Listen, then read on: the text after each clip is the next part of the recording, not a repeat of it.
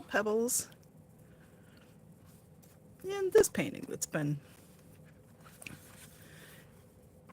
kind of coming along slowly, but sometimes they do. Sometimes they get cranked out in a day or two, and sometimes it takes a week or two. That's just art. So, hope everybody's been working on some projects this week and staying out of mischief.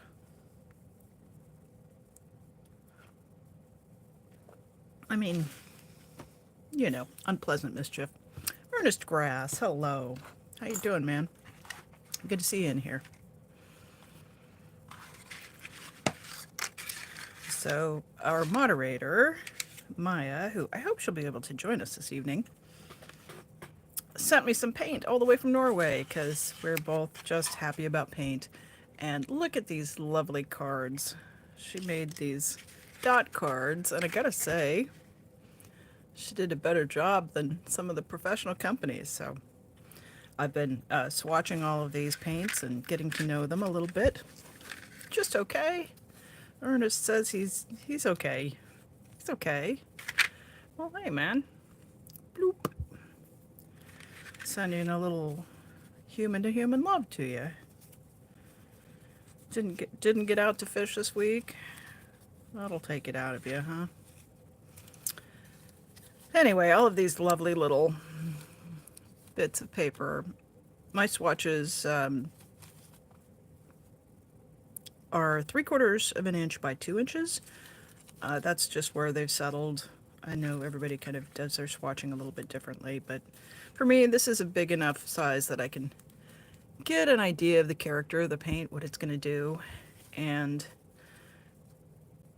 they're small enough that they don't clutter up the tabletop too much. So, uh-oh, had a bad day on Wednesday. It has been absolutely, I want to just say chaotic. And I've heard so many people say they've just had the things just turn around and unexpectedly, and things happen, and I don't know what's going on. I'm glad to hear you'll be okay, though. So, yeah, it has been. You're not alone in having kind of a weird week, or a week where you've got to sort of recalculate. So I thought I would just do some calming painting. Well, no, it's not. It's not.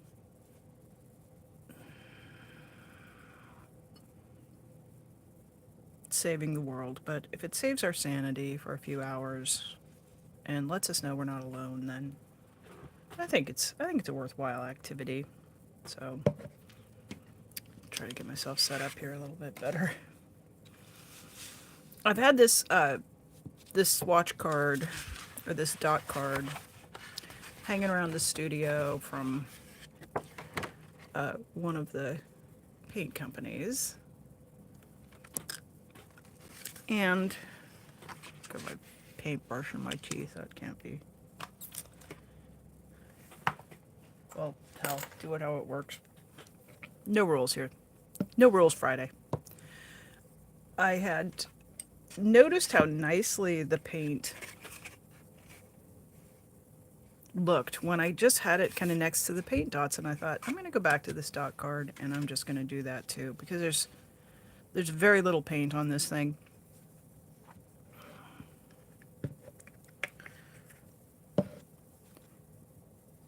But it kind of helps, I think. We'll see.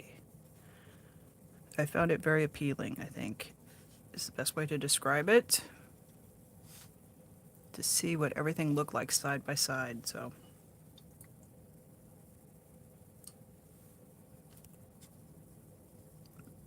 I'm just going to get my hand warmed up doing this for a while, and we can hang out and chat.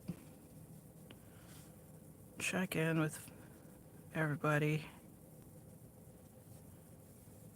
I know Fridays are a little bit of a weird night to hang out. But we won't let that stop us or chase us off.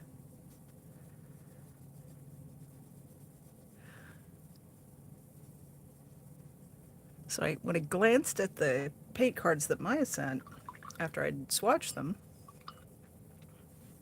I could just see immediately which colors I wanted to bring into the painting in a way that it's a little bit hard to visualize from the swatches that are on the key.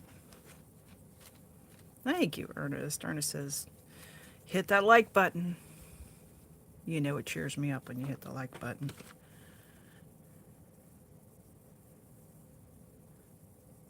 And if you like art, or you like watching art, or you are just a nice person who wants to come hang out and chat, everybody's welcome to come here and chat.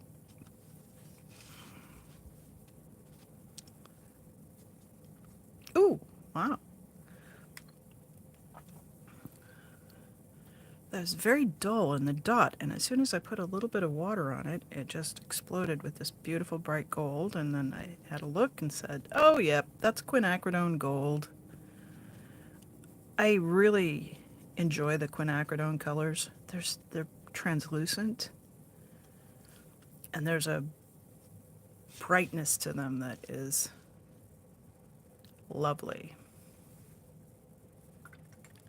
And quinacridone gold is kind of a good starting point. Some of the watercolors in yellow can be a bit opaque. This one's quinacridone violet. It's beautiful. It almost reminds me of cherry juice, you know, from those big dark cherries. Beautiful. Went hunting for with the gold and teal. Well, we can probably make that happen. This gold. I also have burnt scarlet, but I've got a couple of these ones in my paint box, so yeah. It's gorgeous. I think I did use that color in one of the bigger paintings, so, and it was quite satisfying. All right, we're down to quinacridone purple. Oh yeah, nice. A lot of nice red in that. Nice and dark.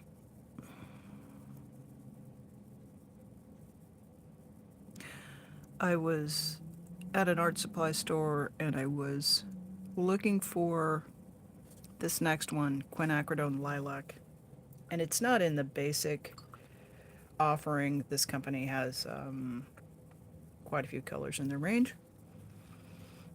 And the smaller stores would just have the smaller display with your kind of your basic assortment. And we hunted all over, but couldn't find a tube of this. It's a really intense, almost magenta, but looking at it, my eye can't tell, is it purple, is it pink? It's just right on the border, and I thought it was really a lovely color, but it was not on the rack, so. Now we're to Cascade Green. And I've worked with Cascade Green quite a lot in the rock paintings. So it starts out sort of this blue-green, and it dries down into a complex color that's got these lighter washes that almost remind me of oxidized copper. So that one, I don't know if that one's close enough to teal, or if you were thinking something a little bit more blue, but I think we could go with that one with some quinacridone gold and maybe some of this quinacridone burnt scarlet. I think I also added, yep, here it is, quinacridone sienna. I've got that one in the paint box too, so. Yes, it gets a Yeah, it does, right? Of the kind of not like shiny brand new copper, but after it's been out in the weather for a few years. This is Imperial Purple.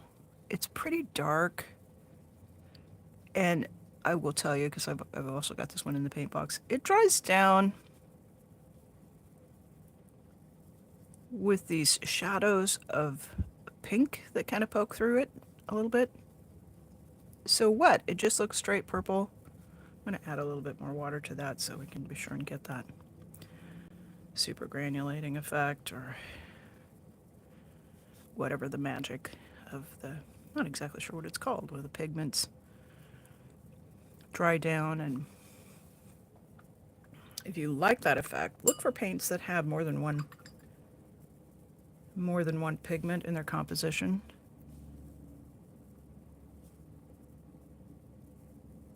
Of course, on the card, it doesn't tell us what the pigments are, but I want to say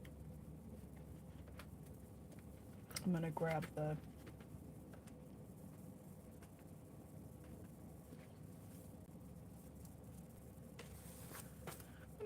brochure and just read off what those are because so it's using PB29, which is ultramarine blue, and PV19.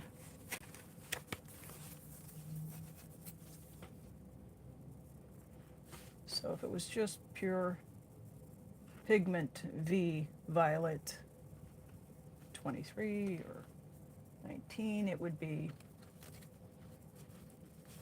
fairly one-dimensional when it dried down. But when you add in that second pigment, then as it dries down, it does a little bit of separation between the ultraviolet or the ultramarine and the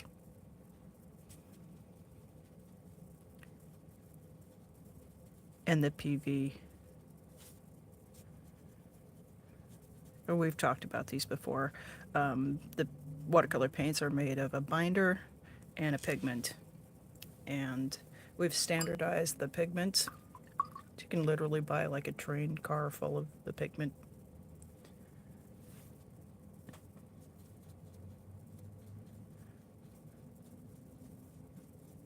Sometimes you can get down a rabbit hole with stuff like that, but the color names that are given by the companies don't always tell us as much about what the pigment is as just knowing what the actual material is. This is Burnt Sienna Light. Oh, I like that one a lot too. It's a little bit more earthy than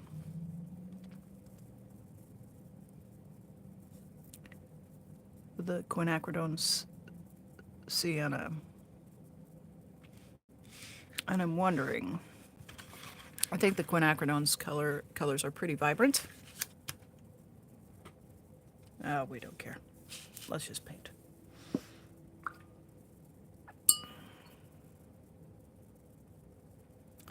Yeah. Ernest says, like the Statue of Liberty or an ancient coin. Yeah, that kind of mysterious treasure of what did I find?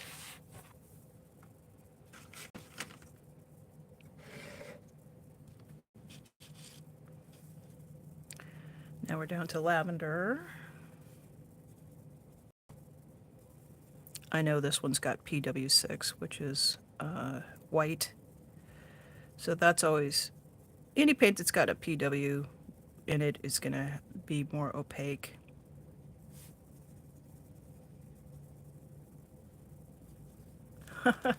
Hi, Dan K. I know, it's been a bit. There's just been stuff going on, and every time I've kind of thought, well, I will sit down and do this, I've had a head full of drama. And you guys know I like to bring you some peace and some art. And for me, if I've got a lot of,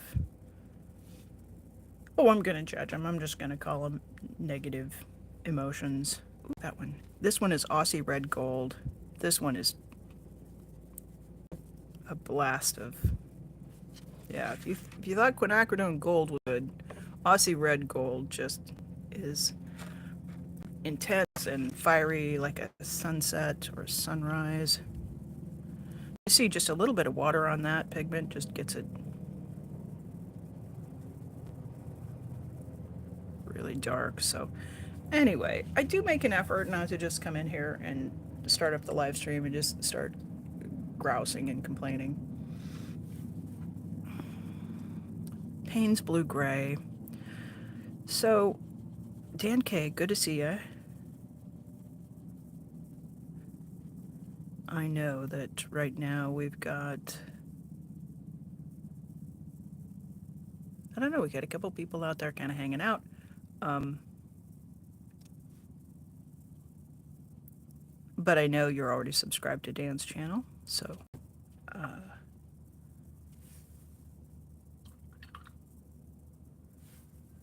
I'm not going to worry about links too much. Raw Sienna Light.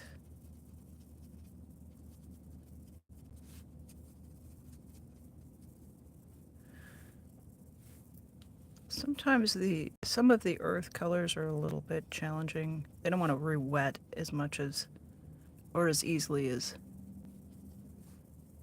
the quinacridones seem to re-wet really easily. So Dan, while you're here, before you, hopefully you'll be able to stay with us for a little bit. Um, it's not quite pick three colors, but Ernest has suggested a pebble painting using some gold and some teals. And I know, I think I might set the hook for you staying if I say teal, teal pebbles, right?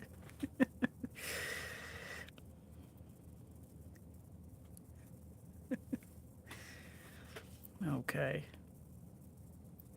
This is Rose Madder Permanent, and it is beautiful. Not too artificial, just lovely.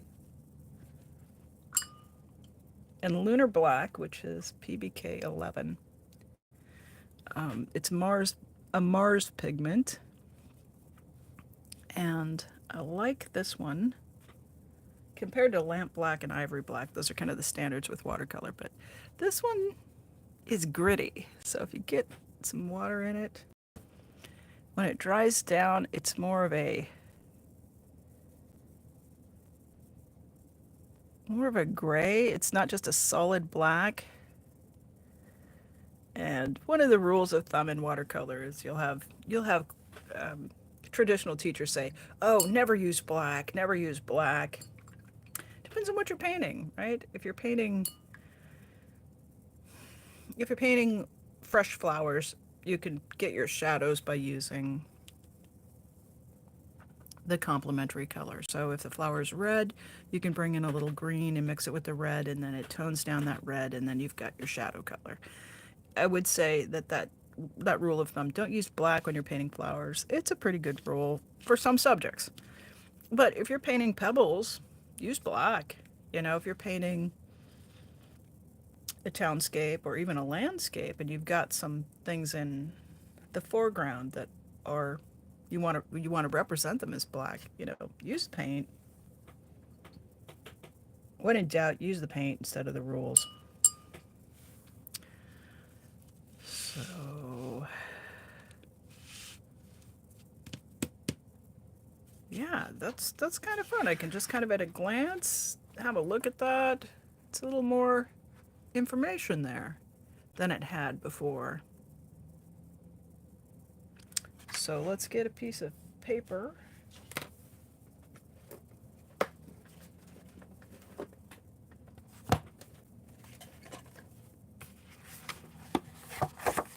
That wasn't hard. Just like that. So one of the reasons I wanted to swatch the paint,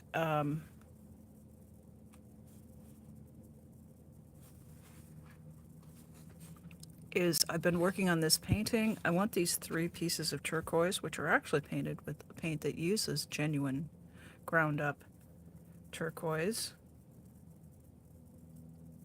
And I want those 3, when this is all done, I want those 3 to really come forward. So I thought, well, do things in earth tones. And right now, it's looking very orange. So I think paintings often will have this sort of ugly stage as you're going along, and you just have to work through it. If this continues to look too orange, what I can do to bring that orange down a little bit is give it a wash of with a blue, with a really dilute blue gray. So I've been filling in these little spaces in here with some fairly neutral tones, and I just wanted to really control um, the color palette on this one more than I usually do. Usually, if you've been here around for a minute, you know that my color palette tends to be some of everything, but some paintings I want to control it a little bit more. So I didn't want anything to really jump out from that background, and seeing the colors swatched out, then I can take the swatch card kind of against it and eyeball and see. Like, I would not want to use this turquoise or this any of these roses. They would draw the eye way too much. This is a color called Moonlight Purple from Paul Rubens. I might use it. It's got sort of a black background, and then there's just a haze of a purpley blue color that's pretty visually interesting. Now, some people are, you might look at that and go, well, it's not green, red, or blue. How, how is that interesting? And it's just one of those things. Everybody's got a little bit of a different taste for different painting. Let's see. Well, I must have pulled it. I was going to say, I think I had one I was working with some of those amber colors, but I think I pulled it off the block. So, Tilty Bird, hello. Hello. This is a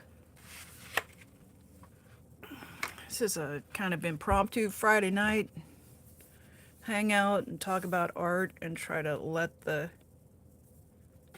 gelatinous mass that is our brain after a week in the dot space try to reform into a brain shaped organ. That's what I'm trying for. How are you doing? I was watching your live streams this week.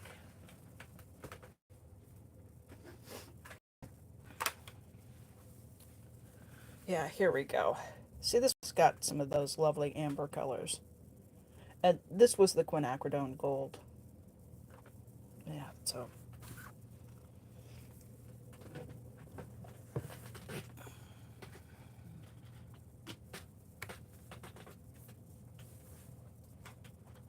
was just gonna stack that precipitously on top of the pile, and I realized that could be the Jenga.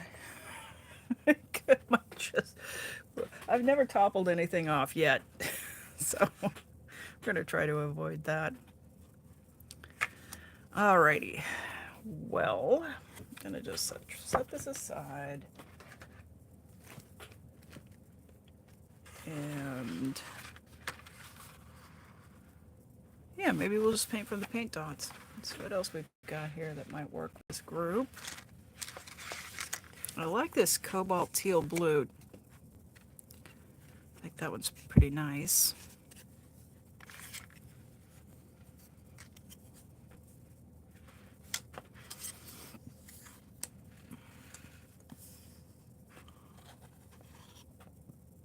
These are beautiful, but not quite it.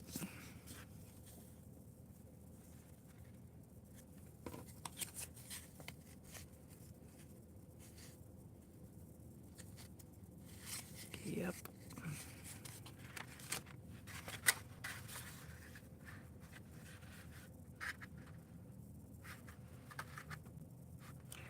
I like this desert yellow too. It's pretty dull, but it looks like it could be maybe a shadow for that quinacridone gold. Yeah, what did you think about the Aussie red gold? Is that too bright, or is that... Yeah.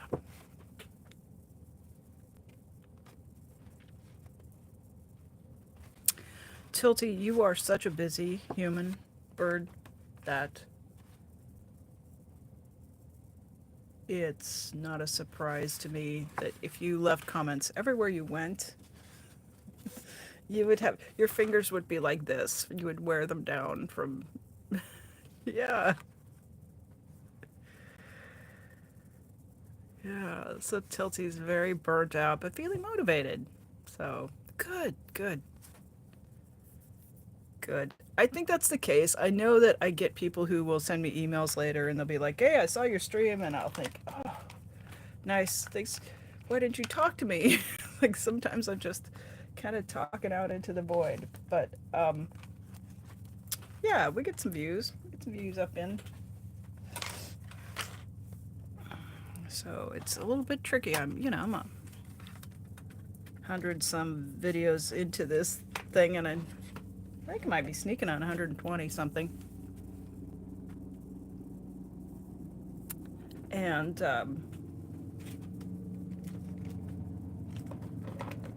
like still almost every time I do a stream, I'd say I learn a little bit of something about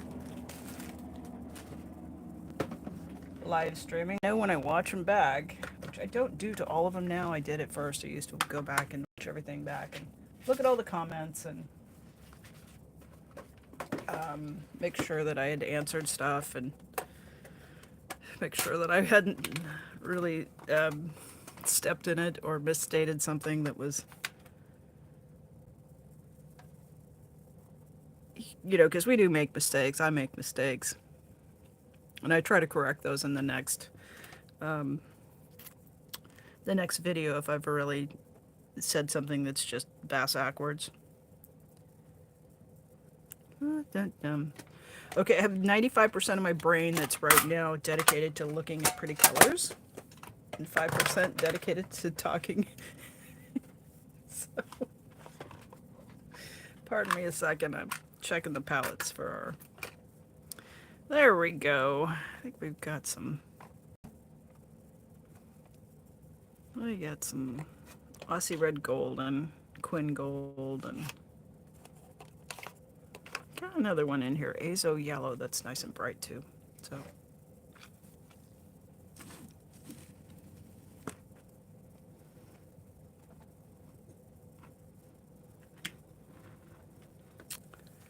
Yeah, Maya sent another 50 paints into the mix. So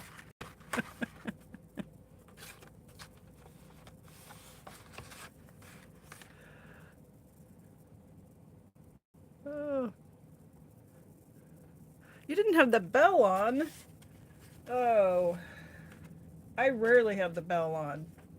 I'm not super great about the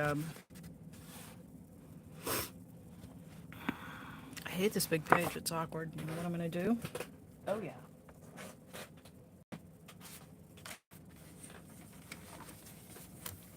Oh, it'll fit. We'll make it fit.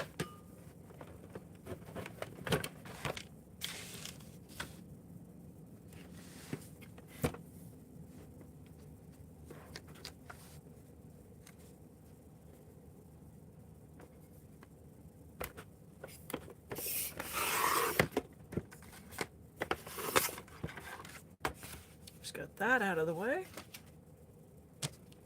Doop-de-doop. Let's say this to you. It's your art supplies. You can do anything with them you want.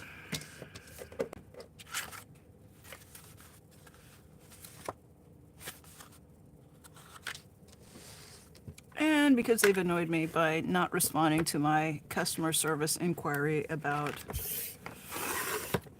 a defective tube of paint, I'm not going to advertise these guys.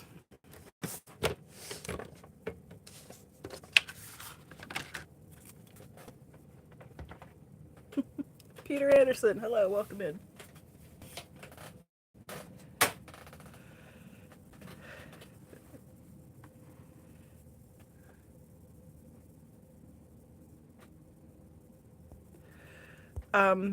I was gaga for them. Yes, Viridian. Ernest is saying Viridian. Yes. You guys are rolling the chat a little bit fast, so if I miss something, just run it by me again. Um, yeah, everybody could use a little art and a little bit of um, joy, a little color therapy. All right, let's set these ones aside. Yeah, so I was thrilled with them, and then I spent about $25 on a tube of paint that I like looked at and lusted after for about 3 months, and I got it, and it just gushed out gum arabic, which is the binder, and start painting. Telling myself start painting, and like I fill up these little half pans with it, right? And it's a 15 milliliter tube. Anyway, it just kept gushing out like two and a half pans of gum arabic, and it was advertised as being 80% pigment, and I'm like, there's no way. Like the math isn't mathing if this is 80% pigment. So I wrote Daniel Smith, and then when they didn't respond, I wrote the company I bought it from, and they basically just ignored it. They're like, you enjoy your $25 tube of crap you can't use. So I'm petty, I'll admit it. And I don't know, I lost count of the number of videos where I just crowed and been very complimentary to the paints, but I think you've got to stand behind it. I mean, you got to stand behind what you sell. And this was clearly a quality control problem. It's probably a tube that was filled at the end of the run or beginning of it and just didn't get culled out.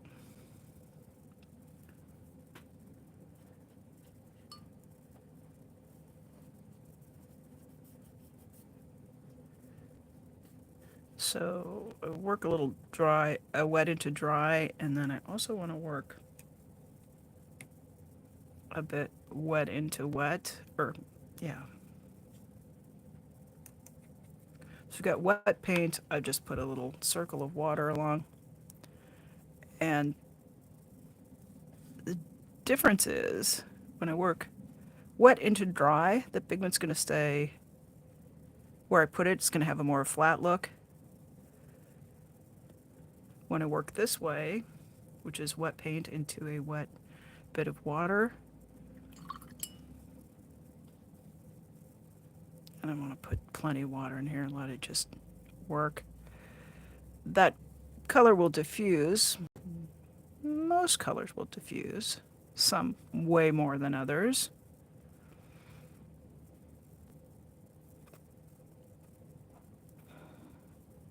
And then we'll keep that dark edge. So that'll just automatically build a three-dimensional shape for me.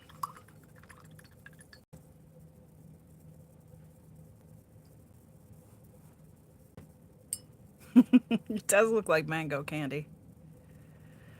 Yeah.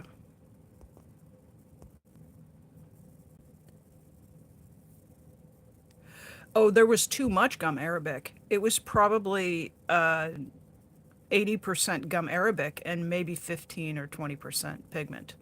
And when I painted it out, it was dull, flat, and it just looked like the color was supposed to be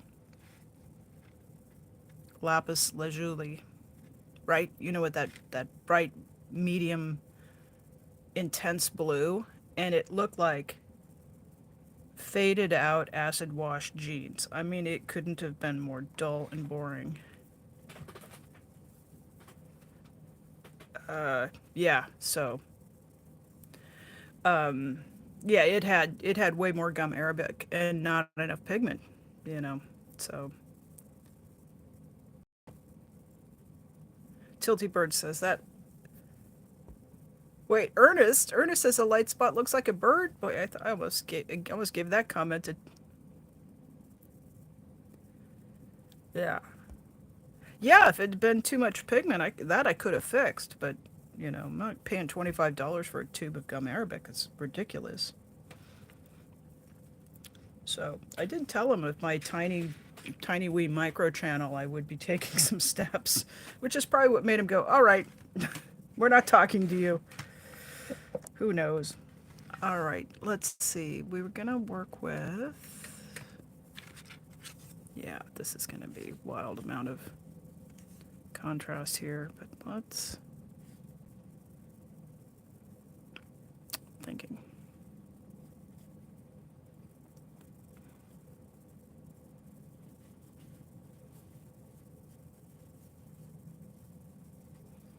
Gonna go with cobalt teal blue.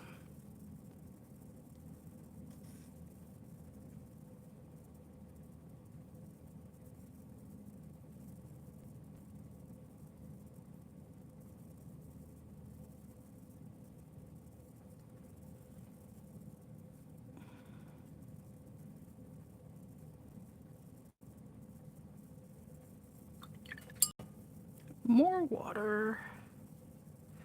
And then on the other side, I'm going to use some Viridian.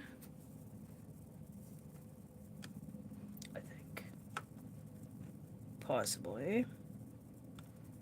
If I can figure out which pans are Viridian here. And the 2, 3, 4, 5,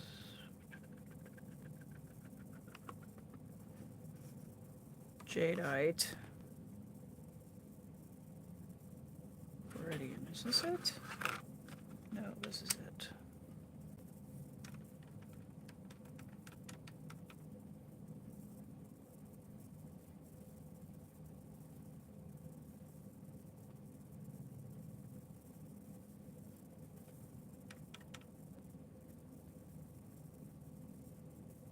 And it just really throws me. With the neurospiciness, I get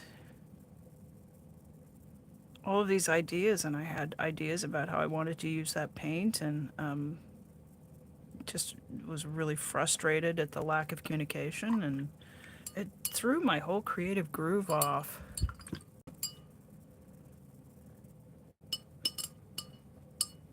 It did. Yes, it's why I love having you guys here. There's guys and people and humans, because there's so much inspiration that comes through, and I just appreciate it so very much. Art show. Yeah, here's the fish. And a frame.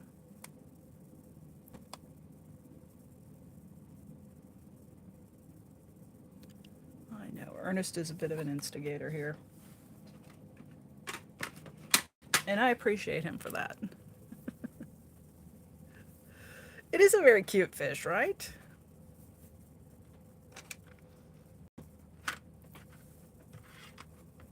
So we've got a new gray here. You're here for the chaos, though, right? Oh, we're here for the chaos. It was on the big card. What did I do with it?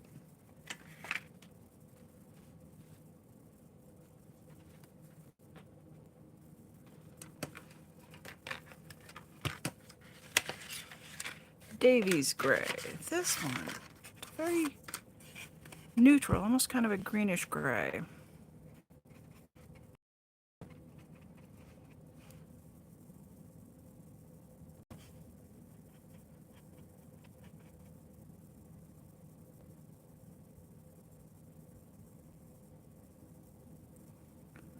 I'm just gonna touch that in and let that diffuse and just do the work.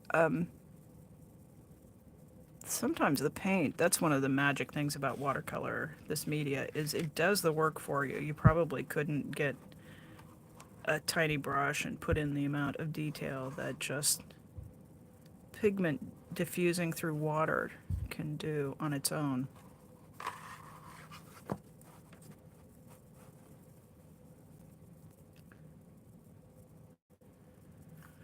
Tilty says they are currently working on a ship sailing through the clouds. My mind is like, I'm out of here. It's been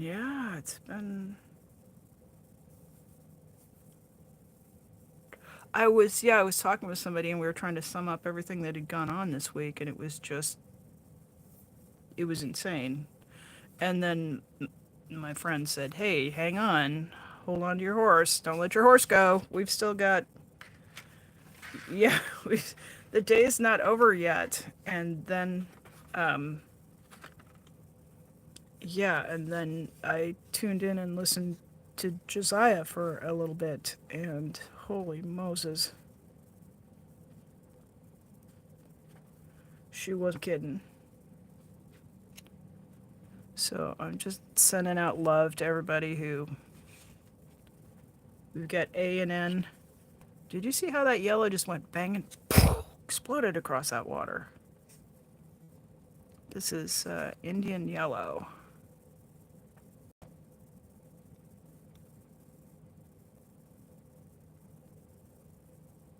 That is that is a traveler. Yeah, A and N got back together. S and L went apart. It's like, who would have thought this week would go so nutty?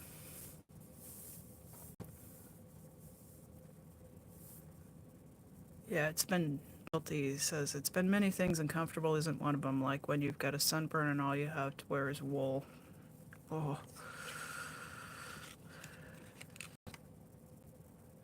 I do not enjoy a sunburn personally.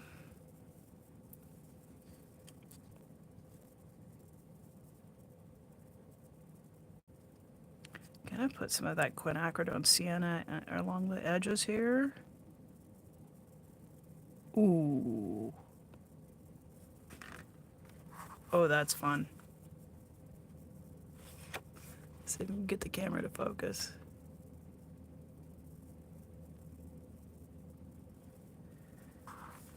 Yeah, so there was a lot of stuff going on.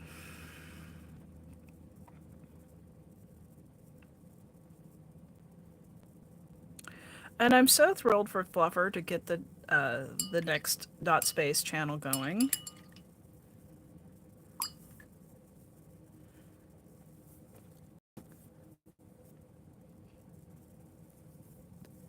I know they've been working, since last fall trying to get that thing to come together, and without a lot of help and cooperation from some of the people who are very willing to step up and take advantage of the work.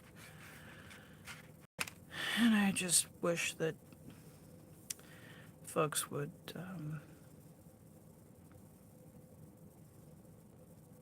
have some appreciation, because that's a ton of work. Yeah.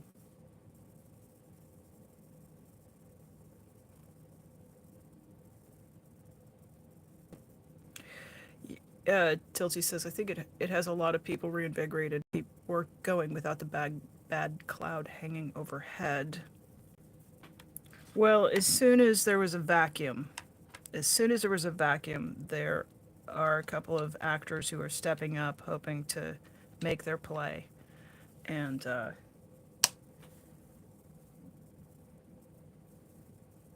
I will say, I think it'll be interesting to see where Scotty goes. I will keep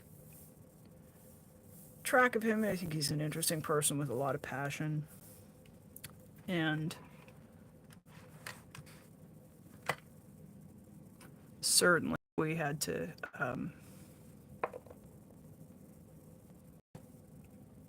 gauge the sincerity of everybody's antics. I don't think we'd watch anybody. But it doesn't feel like a sea change so much as just in a... Where's that shadow? Got a horrible shadow coming in here. The time technical difficulty portion of the evening. That's a little better. If you ever live on a coast, and you live out in Western Canada, right? That kind of sense as the pressure drops because there's another big storm coming. Yeah. Well, if he comes to Portland, I guess I'll buy him a taco, because that's my neck of the woods. He's hungry. I might have to buy him more than one.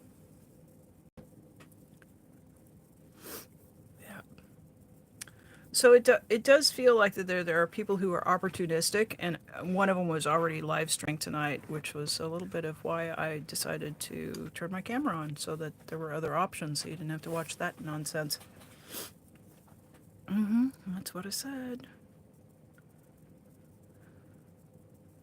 Ernest, you still here?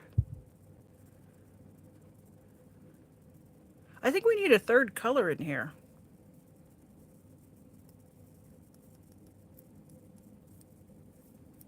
You didn't know it was a paint and cat show.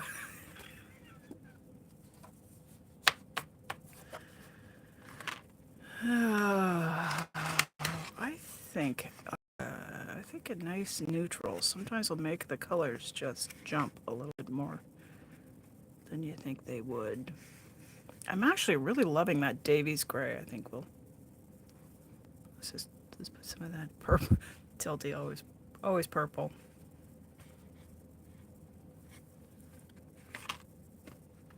Like I have amethyst. I have like genuine.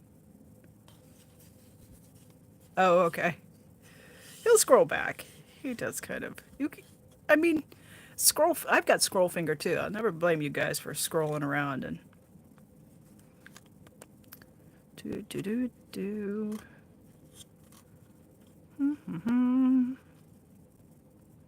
Yeah, I've got this. This is genuine amethyst, and it is.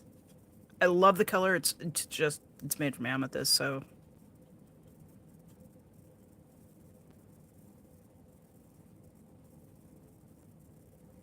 of course the purple is right.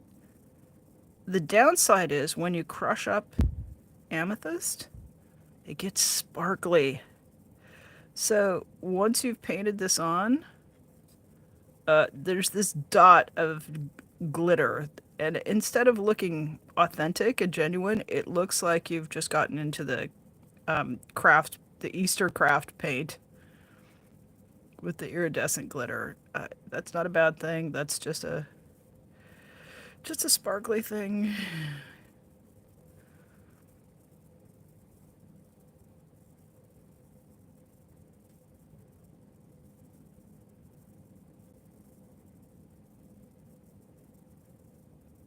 So I want this to be dark and mysterious. I'm also going to put some of this moonlight purple in it too.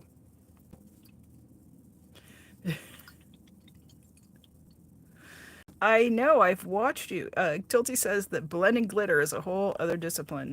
Like, were those mica pigment powders that you were using when you were making the? You were in a phase of making quite a bit of specialty paints. I'm thinking of the names, but there's one in particular. I was like, oh my god, oh my god. What did she call that? What did they call that? My apologies.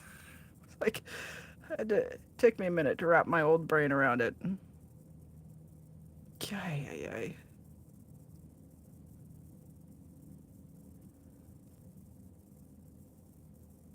I'm going for mysterious here. Dark and oh.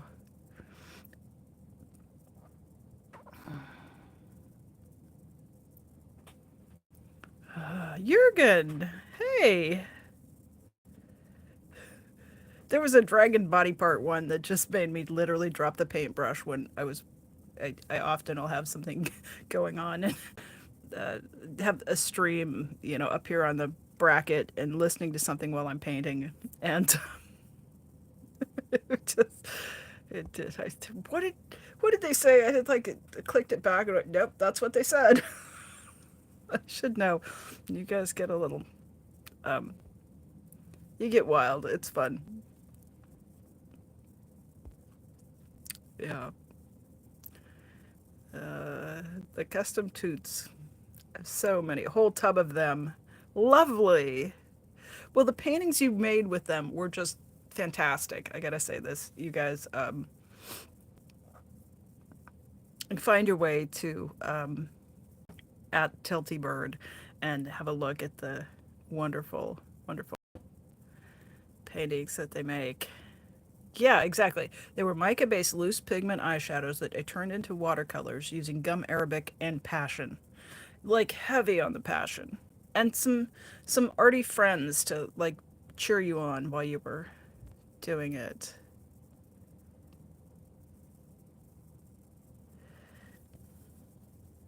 It was that second one.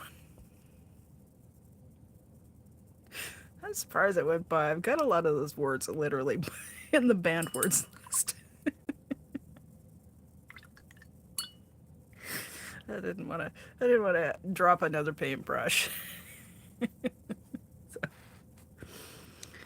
our Tilty is a quite a wonderful and unique and free spirited creative entity. No, you're fine. No, I don't please don't apologize. Please retract that apology. Okay. Well, that purple next to that turquoise is really delicious.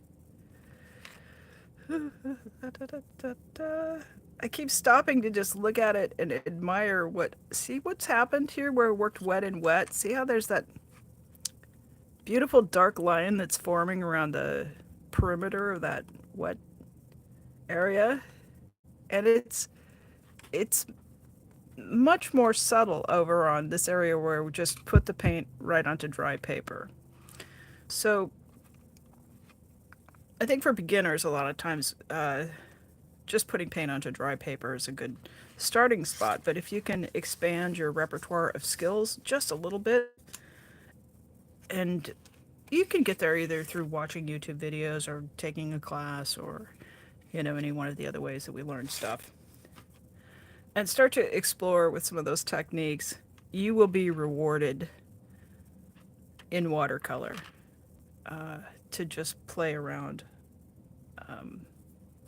So I encourage you to experiment with it, and just as I always say, remember it's just paint. It's just paper. Oh, are you on VI? Oh my gosh. I didn't realize that. Well, just gets better and better. Oh my gosh. That just makes me want an Nanaimo bar right now. In a ferry ride. And to go watch the Osprey up by Tofino, and to go to the provincial park on the west coast and backpack down and camp on the sand.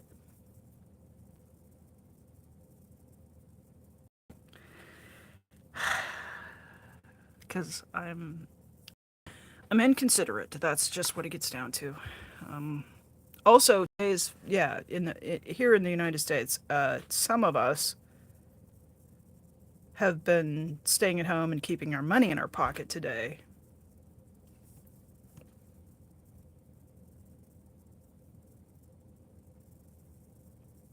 Hmm, I don't know. I mean, you've met me. Good for you, Tilty says she only shot they God, I have to apologize. I know that it's gonna like the whole pronouns thing is eventually gonna click, and like at this point my brain is going, whoop, nope, correct that. Like, and I don't know how much longer because I've been in the whoop, no, correct that mode for months and months. And I know at some point, if I keep practicing, my brain is just going to go with it's going to use they when it needs to use they. It's going to use she when it needs to use she, and he when it needs to use he. But it's like my brain is. It is hard. It's like stopping a freight train when you're 63. It is. I've got to have miles and miles of track to slow this thing down, and then you go to turn it and you find out you're on these rails that are pointing you one direction.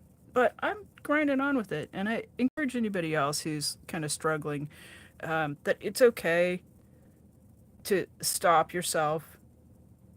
It is actually a technique called thought stopping, And you can verbally stop yourself and go, nope, that was incorrect. And I'm going to recalculate that expression. And eventually we'll reach a day where it's just smooth and we're not misgendering people. And I'm so grateful for folks who have some grace for us as we are reformatting our language brain, because really that starts in our infancy, our language acquisition, and our um, uh, when I was learning Spanish as a teenager, like a lot of words are gendered, and you have to have the whole sentence has to be in the feminine or in the masculine, and like it's very different from English. And that calculation, like it took a minute not to mix up things and get stuff backwards, and um, it can be done. Oh well, my gosh. All right, sending out some hearts to every human. I think more teal.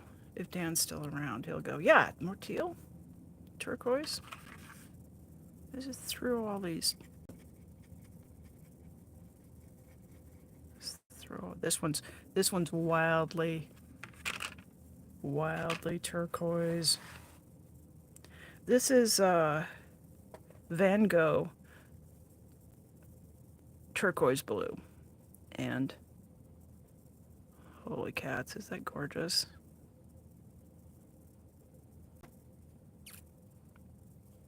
Probably could use a bigger brush, but I don't want to be asked to go find one. So, did you grow up on that? Are you a native islander, if that's not an intrusive question?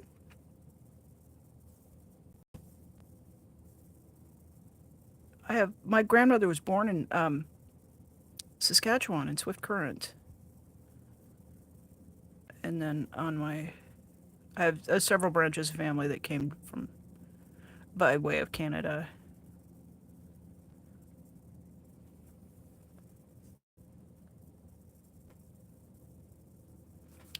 Yeah, Van Gogh is very reasonably priced, at least here in the States. It's the color range is really beautiful. I thought I loved Schminky because, I mean, who doesn't love Schminky and their Shire colors, forest colors, and they're gorgeous, absolutely. I mean, Schminky is like the subtlety and the beauty of these. But once everything was swatched out, I was like, I had everything laid out on the workbench, and my eye just kept going back to the Van Gogh colors. There's something about them. There's a vibrancy and a translucency to them, and they flow really, I mean, beautifully. Look how nicely that one's flowing. Boy, I am scatter-ass tonight.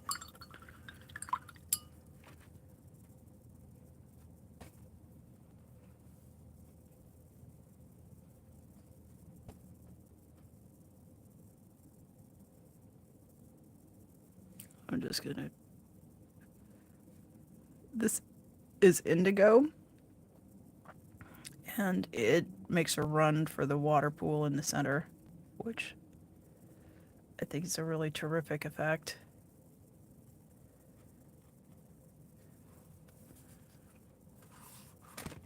I mean, if you saw that rock on the beach, you'd want to pick it up, wouldn't you?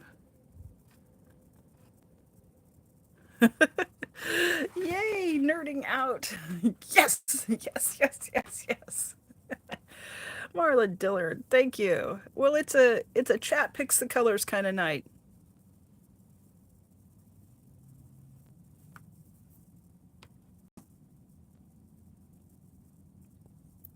Jurgen.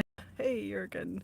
I'd do anything to go live on an island right now. And oh, Vancouver Island's really, it's full of lovely people and beauty, natural beauty, and snackage, Canadian snackage. So I've been a lot of places. I got to say, Canada is the Canadian, like Canadian junk food. It's not even junk food. Like it's Canadian snackage is the uh, Timbits and these chips and 2 bite brownies. Oh, the 2 bite brownies. Yeah. Right? Marla says it would compel me to pick it up. Yeah, you do. Some solid snackage.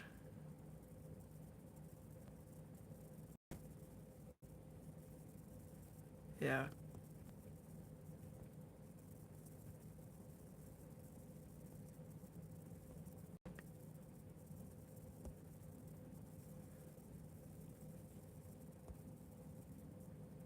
You went out to Saskatchewan and fetched your partner back to the island. Your island grown. I love that.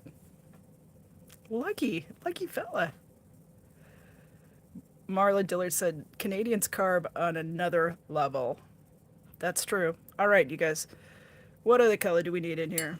Do we just need a different a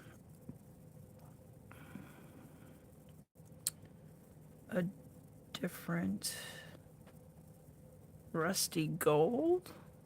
More purple? Maybe more purple. Maybe more purple.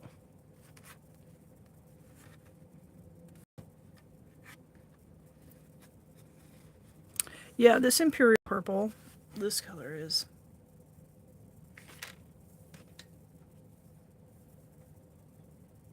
Make sure I've got the right. I've got stuff wedged. You guys, this palette, it's supposed to hold 24, and I wanted all the blues and greens. Yeah. Oh, coral. Oh. Okay.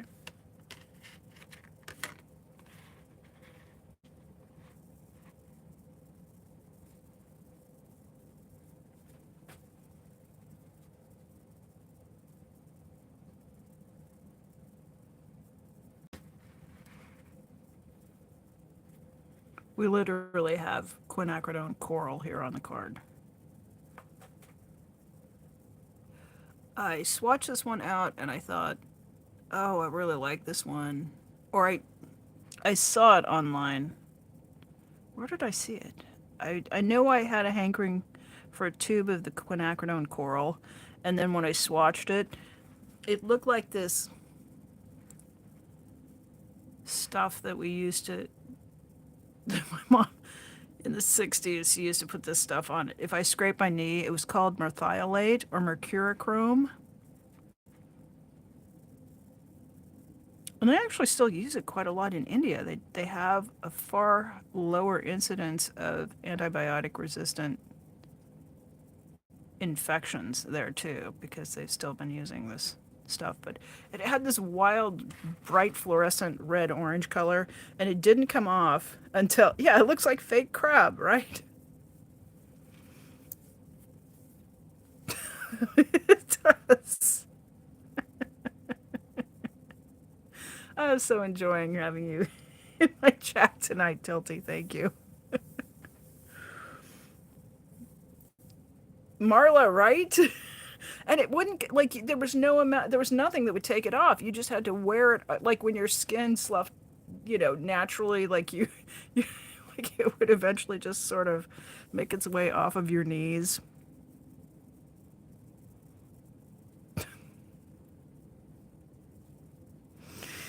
Oh, we've reached the back when I was a kid portion of the program.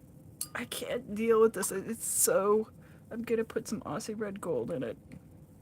Just gonna make it. Oh, yeah. It was attempted coral, Tilty. Okay, that helped.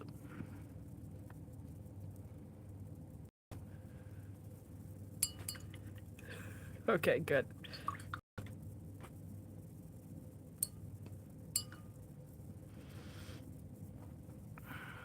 I'm gonna let that dry, and then I'm gonna do. I think I'm gonna do something because I know that coral will just if I put water in the middle there, and I want it to stay where the heck it is. It's a bit unruly. Uh, okay, Cascade Green. I think everything is better with Cascade Green. Just gonna turn this bad boy upside down. The Journey! Hello! It's lovely to see you. How are you? The week. You still have some words? This week has been wild. I don't know. I don't even know what to think. I'm processing. I have that. I have like an orange cat brain at the moment, trying to process everything that's been going down this week. So we're just painting and hanging out and goofing off and um, just putting some paint on paper and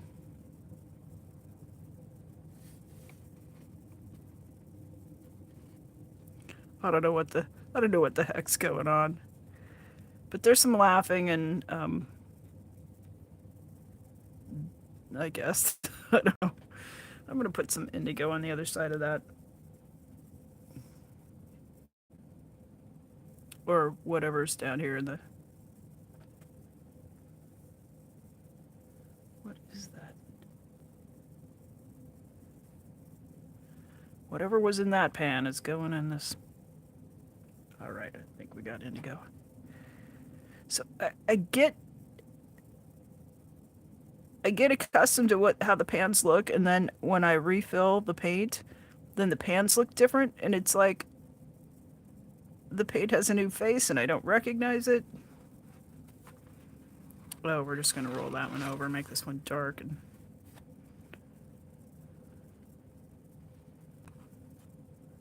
wild.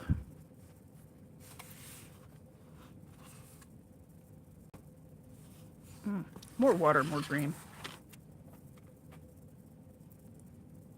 You broke down today. Oh, honey.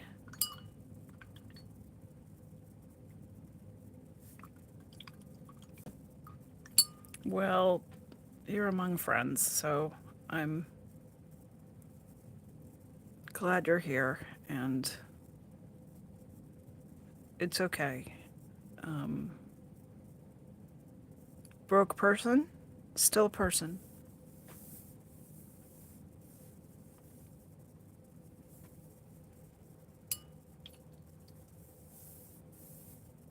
I want something just really punchy in that little spot right there.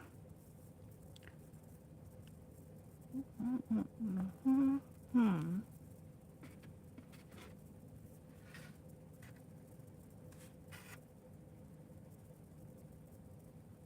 Ooh, maybe we didn't want coral. Maybe we wanted vermilion. We'll try that next. What's something in there? Quinacridone.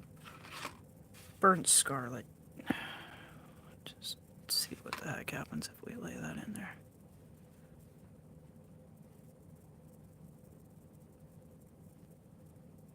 Okay, alright. I'll let that do its thing.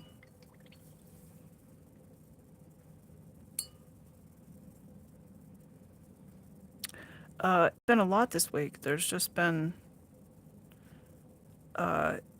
we've had to change our minds about some things. Some new information has come to light. Like it's just been a lot, and physically, I have been really struggling physically. I don't know how y'all are doing, but it just feels like it's been a tough winter.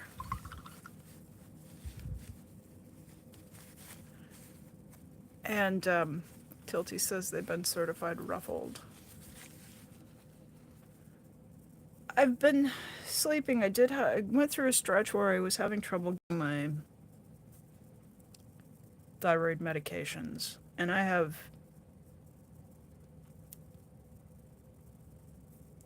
some stuff that goes on where I don't make the enzymes that change T4 into T3, so I have to take a second medication that's actually um, a thyroid replacement hormone that's a little more fast acting. And like it's always a pain to get everything in balance. And then the doctor's office, my provider went to work for a different doctor's office because she's a PA and the guy she worked for retired. So she went to another practice. So all of the files had to go, and it's a whole different thing. And so I was without my thyroid medication for over a month, and my body just went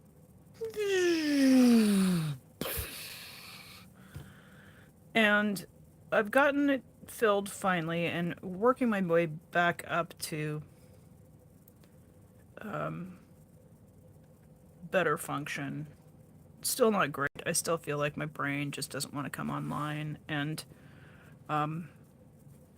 just tons of sleeping. And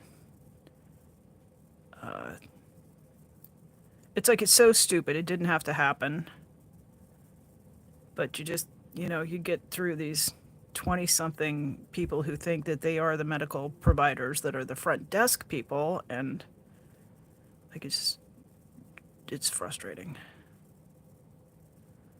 But hopefully now it's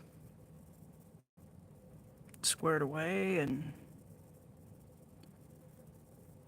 but it some days it just feels like, I mean, and that's like one of about 15 major health things I have going on. And so like just keeping everything balanced between um I'm diabetic, so like that's a big metabolic thing that's, make you feel like you're just out of sorts 24/7.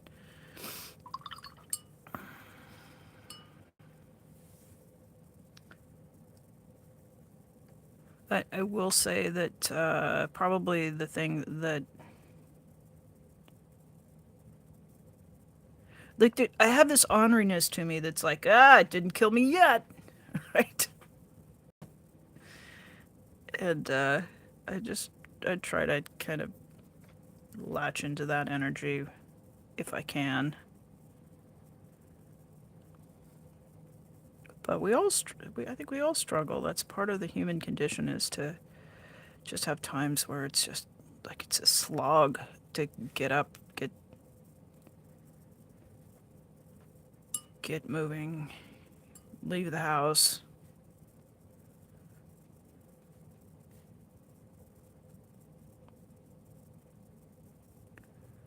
That's all right. That's just part of it.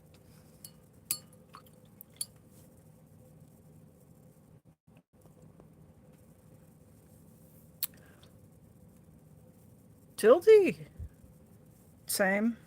Mine's pretty mild, but yeah. Ankylosing spondylitis for the win. For the wine. Ankylosing spondylitis for the wine. Yes, there we are.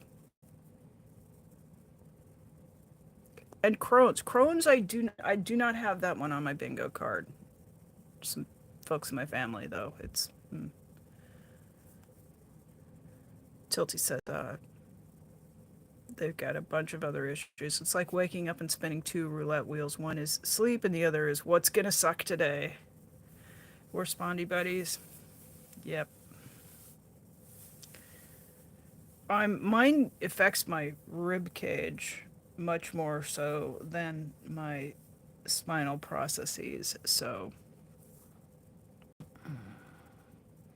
and I'm not sure. I'm like, really? Are you sure that's the right diagnosis code for that? I don't know. That's what the doctors call it. I've had rheumatoid arthritis since I was in my early, or reactive arthritis since I was in my early 20s. So I just kind of go, oh yeah, that. I've sort of been making my way through life around all that crap for probably 40 years compared to 20 years of I just don't feel quite right. I was one of those kids that like everything hurt all the time, and my family doctor would say it's just growing pains, right? And I can remember like feeling like just like the bones in my leg were on fire as a kid, trying to sleep and crying and having the doctor just go, "Oh no, that's normal." So, in retrospect, I think probably not normal. Probably something always going on. Or maybe not something going on, but that exquisite sensitivity that people with autism have. Like, I think our nervous systems talk to us in different ways from people who don't have autism. I'm using some volcano. Is it volcano? Yeah, volcano. Schminky volcano orange on this.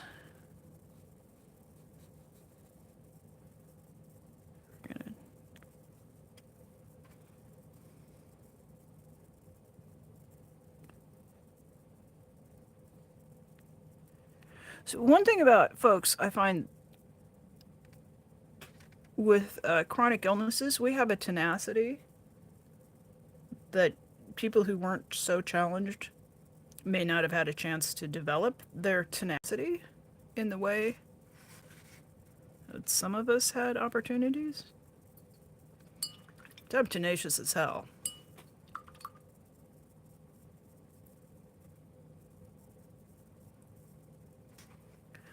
Journey, that's an absolutely wonderful place to be. And you just, I hope you are just got a nice beverage and the colors are pretty. That's perfect. The Runic Workshop. Hello.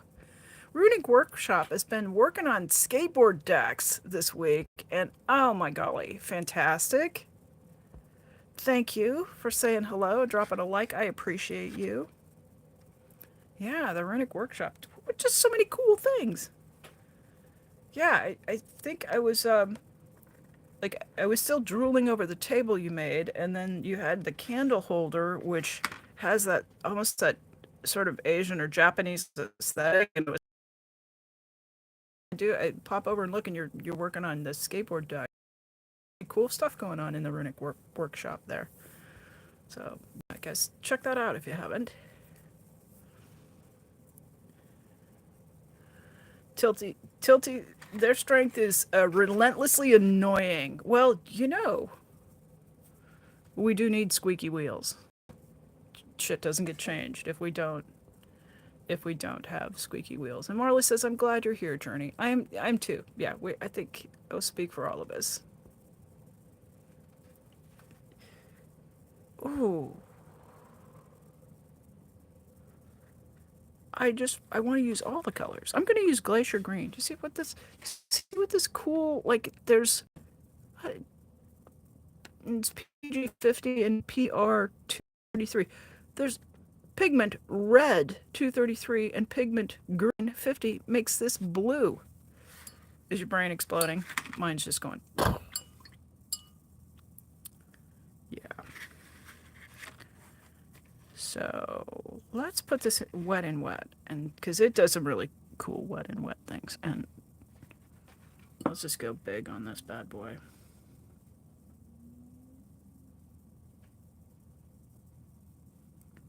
Yeah, I stepped out of the protest community and over into the crafting, woodworking, fishing lure making sector of YouTube, and I gotta say, wow. Did you see how it just exploded across the water? Wow, it's fantastic. Um, some really great people, really nice people, and so supportive. And you go in the chats, and people aren't hassling each other. If you just stick to the one kind of conflict area, you begin to feel like the whole world is built that way, and it's not. The whole world contains a lot of people who are very kind and supportive to each other. Um, I don't know how well this is going to show up on camera, but as that paint is exploding into the water, do you see there's like some red, sort of almost? I'll take a picture of it and put it on the community page so we can see it a little bit better.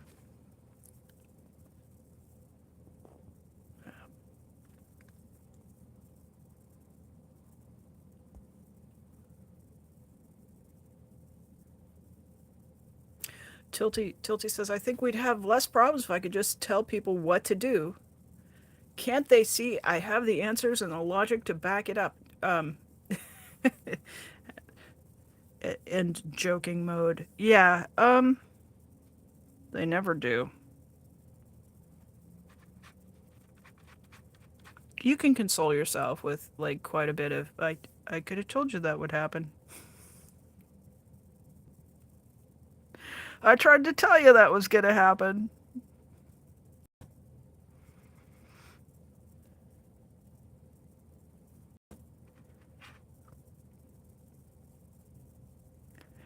No, and I don't know why. And humans have never really listened to the bellwether or the. Like, I'm surprised that, you know, Paul Revere, right? The British are coming. The British are coming. Like, how did he get anybody to listen to him? Really, like, oh please, I'm gonna need a receipt for that. Well, that's much more diplomatic. Tilty says, well, I did mention something like that could possibly. Yeah.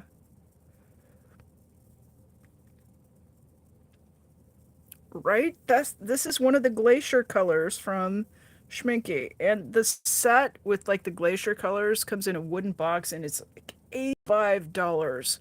And I covet that set. I covet all of them. And they've got Shire and Forest and Tundra, Glacier, Desert, Volcano, Galaxy, right? So that's what there's seven of them times 85. I can't have them all. It's too much.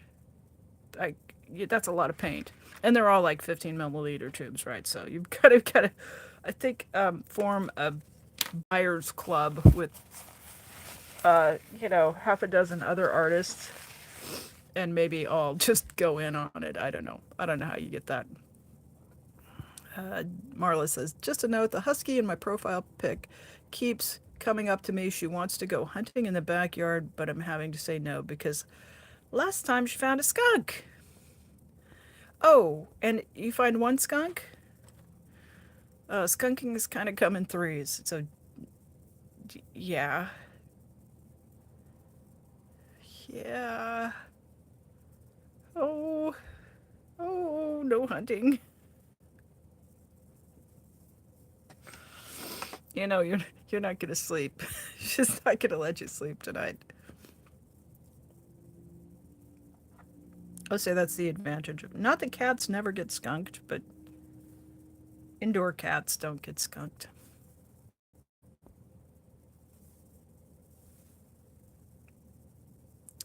No, I suspect it's the dogs who have to test things.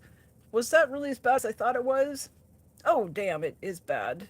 And I think it's sometimes it's the same skunk who's just like, all right, I'll teach you again. Did you sign up for remedial skunk lessons? Okay, here you go.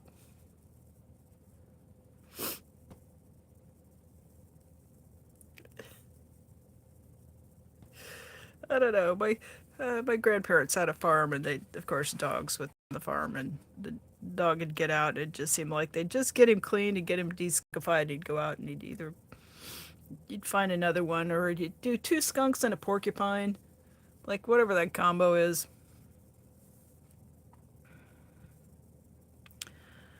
Alrighty, there's so much orange here. You know what we need to do? Add more orange. That's always the answer. There's one color just sticking out like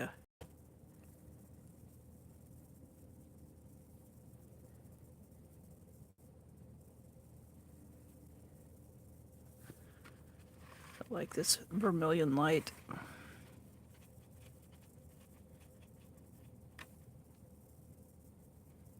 Ooh, boy, that traveled.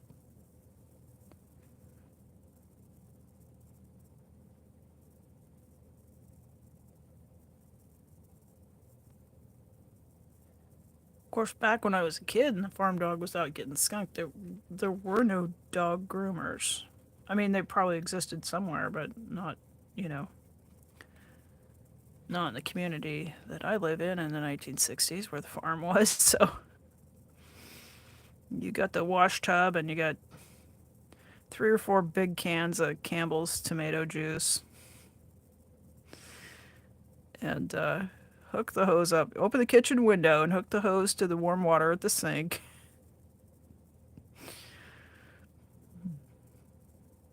And I don't know if it really deskunkified the dog or if it just like spread the skunk smell over the entire um,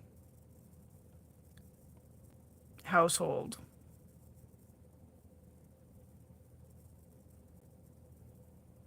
Well, that better dull down when it dries. I got to tell you, I'm not loving it. So that my trick for things that are just too burnt sienna. We're just gonna drop some burnt sienna in around the edge there.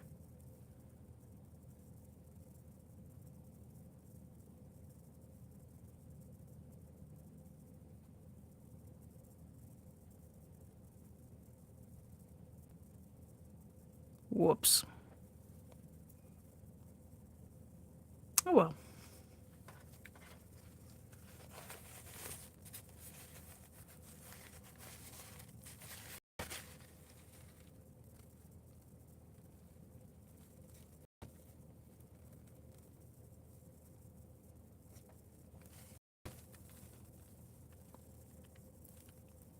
Nothing a pig ink marker can't fix in a couple of days. Yeah. Uh, uh with glacier green on this one,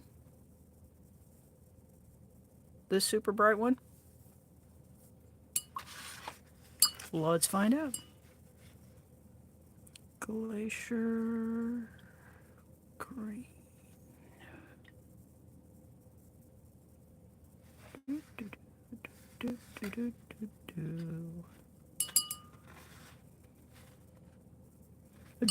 I'm tempted by Shire Blue here. Here's Glacier Green, but here's Shire Blue. But let's see. Let's find out. I'm gonna switch to a fluffier brush. So I actually use a boar bristle brush, which is pretty stiff and probably not what your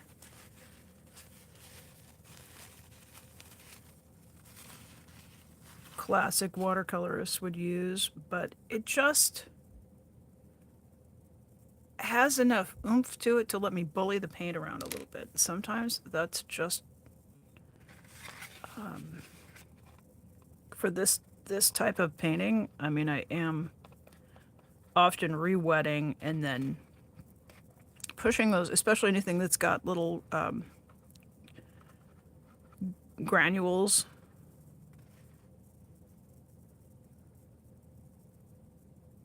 Is I'll re-wet it and then just boss it around and make it go where I think it. Oh, that's nice. Immediately, yes. So the sorry, not making really great sentences tonight, but the softer bristles will put that glaze of the next color on without disturbing the paint underneath. Sometimes I want to disturb the paint underneath. Okay, well that's very intriguing, like a piece of jasper.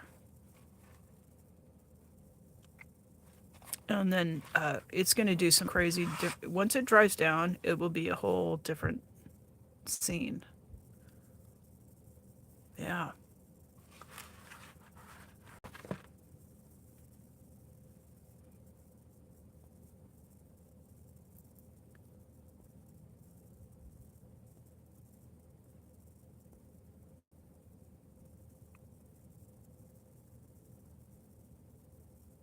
Shire Blue. Then now we have the vote for Shire Blue. I know, they're all so beautiful.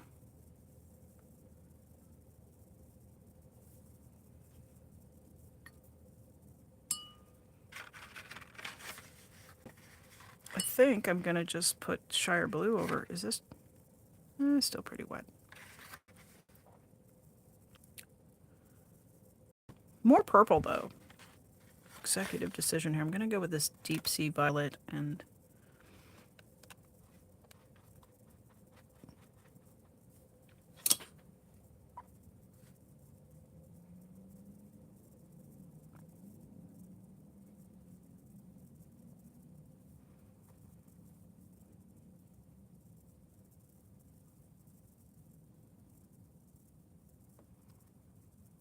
yeah, if you're working on a painting and you find that you're, especially if you've got the paper pilling up at all, you might just be trying to work it too hard. You might just need a different tool.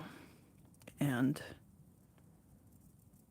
the boar bristle brushes are generally sold for acrylic, which has got a thicker body to the paint. So it does, like if you try to use a squirrel or camel hair brush with acrylic that wasn't very diluted, you'd be really frustrated because the paint just controls everything, right? Sometimes you want the brush to have more power, brush versus paint. So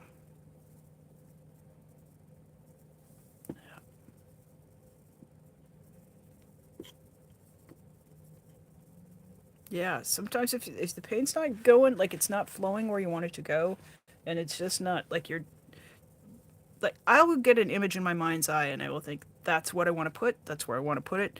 That's what the hesitations are as I'm painting, is I'm looking at the paper and I'm kind of softening my eyes focus and my brain is putting together the shape and the color of something to fill a space. I wait until I kind of get that a bit solidified, and then I take the paint and I do the thing that's in my head. That's just my process. Not everybody paints that way, but that's just my process. So I already knew what should be happening almost always by the time my brush gets to the paper. And if that isn't happening, if that idea is not getting executed, sometimes it's a problem of not having the appropriate tool. And in free for all watercolor painting like I do,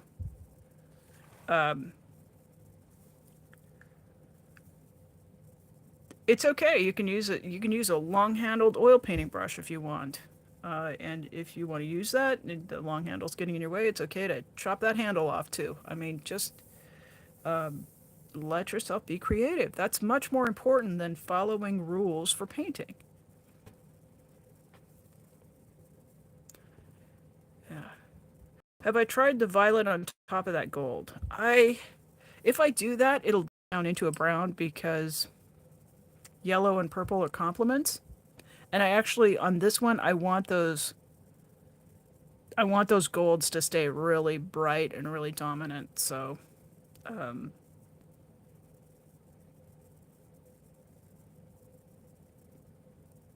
yeah, not on this one. Maybe I'll do one in the corner. We can kind of see what happens when we do that.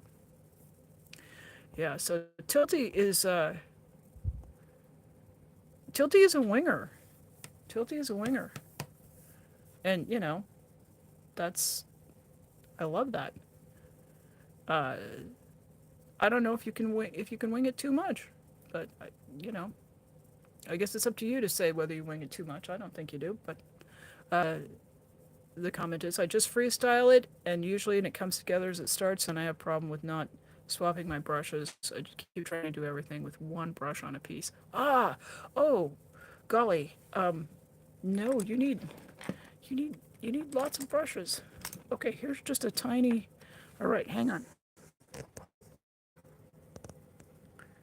You need you need you need as many brushes as you can to get more brushes into the brushes want to play. They want to come in and play. So if you're especially if you're working with watercolor, because watercolor brushes just that's all it takes to clean it.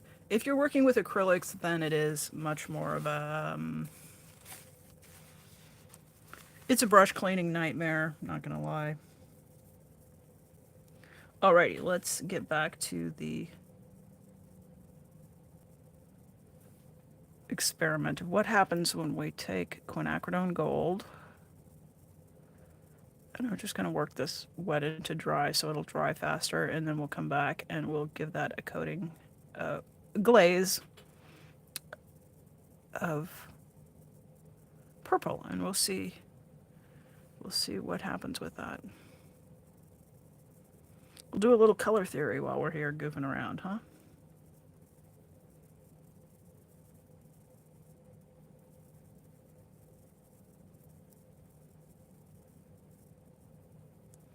No, different brushes have different strengths, you know.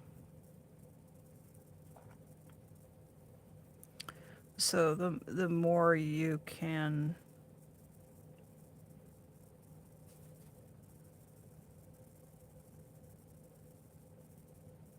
learn what your brushes are strong at, you just have more ways. It gives you a bigger vocabulary for your expressive motions. Yeah. I also, Marla says we are missing Maya today. I too am missing Maya. She has been under the weather. So if we could all just send out a little love and healing. There's Jody Spumoni. Howdy. The glacier green. Yeah, it's gorgeous.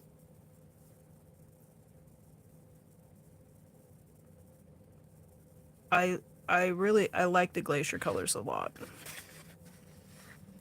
I like them all. I like the desert colors too. The desert colors. Let's use this desert green. That's got some fun stuff. Let's put some of that up here in the corner. Yeah, so yeah, Maya's been yeah, there's some love to Maya. Yeah, had some kind of uh, a a bad lung thing with lots and lots of coughing, and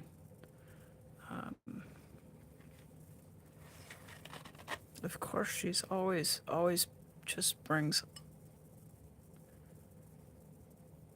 the art energy when she's here, and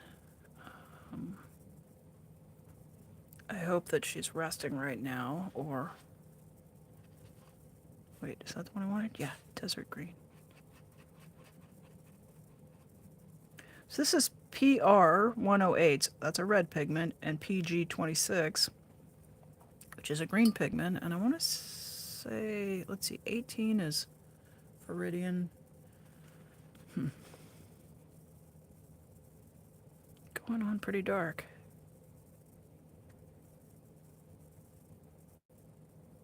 I like it though. It's very. Sometimes I put the colors on and just go, yep, that's a rock. That's a rock color. So as it starts to soak into the paper and dry down, there's little flecks of red in it, and it, like if you'd asked me when I was doing other series of work, would I ever paint rocks for a year? It started in June, so it hasn't been a year, but um, I mean, I've got a lot of I've got a lot of ideas still to execute, and I don't feel too burned out with this. So it might be a whole year of just painting fields of rocks.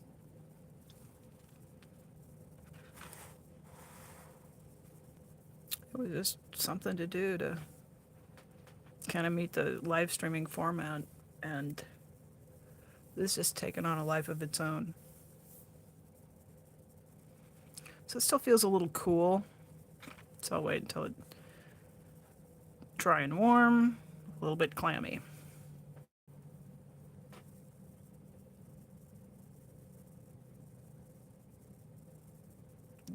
I agree, Tilty. Tilty says I have an antique dish of shiny pebbles in front of me. I may or may not have several of those within arm's reach. Okay, I do. And boxes of rocks downstairs and outside. You can never have too many pebbles. Um, I love this idea that 10,000 years from now, when they're excavating, they won't find me, but they'll find my piles of rocks. Like, how did this thing get over here from Eastern Oregon? How did this thing get from Sedona, Arizona? And it's all like together. How did this come from this piece of, yeah, this just piece of green jade from, like, how did all of these things come here? Like, they won't know a damn thing about me. I'll be long. I mean, I won't even be dust at that point. But the rocks that I picked up and left in a pile, those might somehow still be there for whoever comes along to look at and scratch their head and try to figure out how'd that happen. Yep.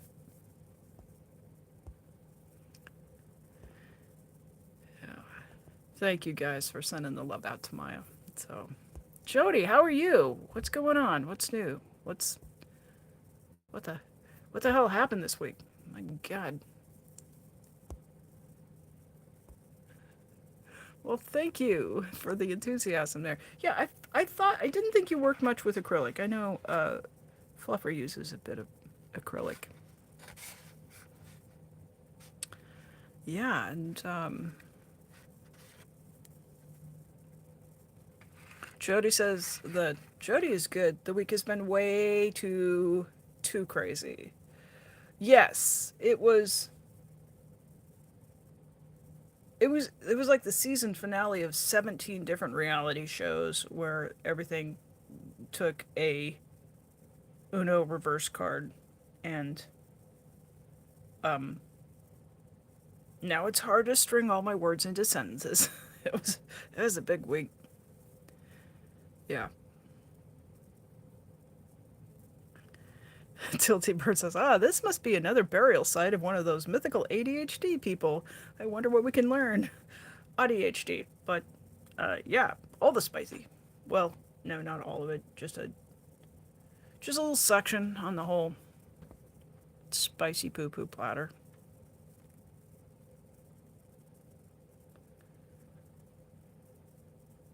Plot twist galore. I'm out. I'm out. What? You're out? No. Really?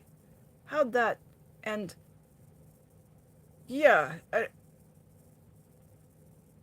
I tuned in to see. I'm just going to use initials. I tuned in to see N, and then there was A, and I thought the last time I was really watching wasn't N saying I will never ever talk about this. I'm under threat of a lawsuit, and I'm just done with it. I will never pick up the snake again. And then I tuned in, and my brain just went, "What the?"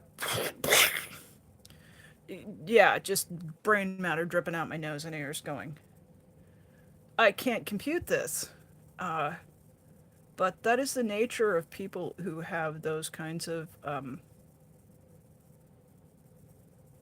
just going to say, strong personalities that you get reeled back in again and again and again.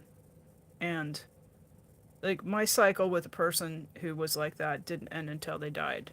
So I'm not going to be judgmental to end, but uh, oh my gosh. I also didn't have all that feedback and support of people going, "Hey, don't touch that. It's going to bite the hell out of you." Right? So I we just, oh my god, please learn faster. Please don't do that again. That's never going to end any other way. Um yeah, okay. For those of you who don't know what I'm talking about, just let it slide off you. Let's those of you who do, just like you, if you know, you know. And if you don't know, good for you, because it's better not to. Oh my gosh. Dilty, that almost makes me want to find a spouse again. My cousin's wedding was on a beach on the island, and literally everyone was bending over and going, ooh, and finding rocks and making piles, but also being super respectful. That sounds perfect. But every single person left with a rock, that's for sure. Yeah, Jody, right? Jody says, I was in shock. It was shocking. That's the word. It was shocking to see it. How do you. Well, change is super hard. And if you are changing from I'm never putting up with that to I'm going to do things differently, doing things differently super, super hard. It can be done, but like it does take course corrections. Like it takes a lot of. It's like learning to ride a bicycle, right? The wheel goes wobbly and you head for the curb again and again. But eventually, if you keep trying, you get smooth at going the direction that you're setting yourself to go. So just keep fucking pedaling. I mean, just right away from that kind of uh, coercive control. That's what it is. And just,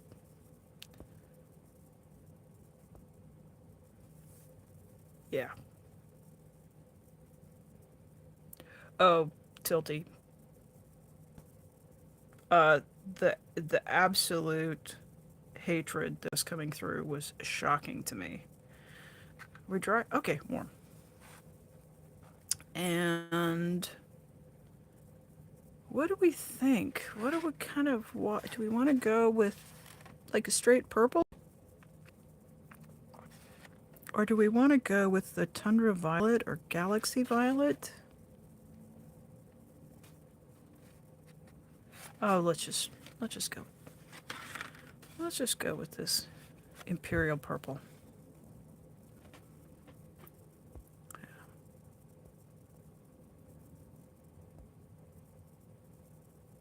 Tilty says, I mean, I had training wheels on my bike till I was 14 because of anxiety, but I also never touched the stove burner after the first time it got me. You know what I mean? Exactly. Right? And that's like the death by a thousand cuts versus I'm just going to chop your head off. And, sometimes people with those kinds of strong and controlling personalities, they're just willing to just take us like one cat scratch at a time down into hell. They don't have the decency to administer a coup de grace.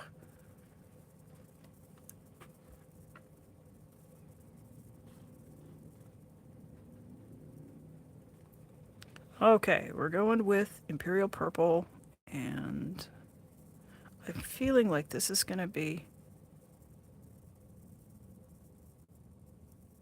It was just a faint wash of the quinacridone gold, so I'm trying to go light on it, easy on it.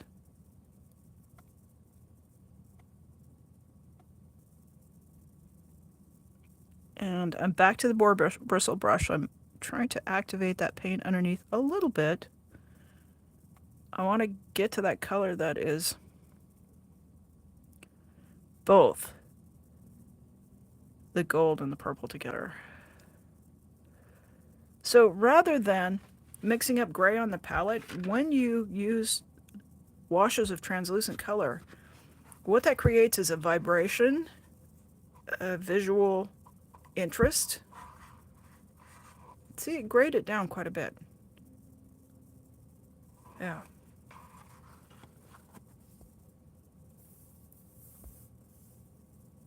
Thank you. Jody says, I love your assortment of rock colors tonight.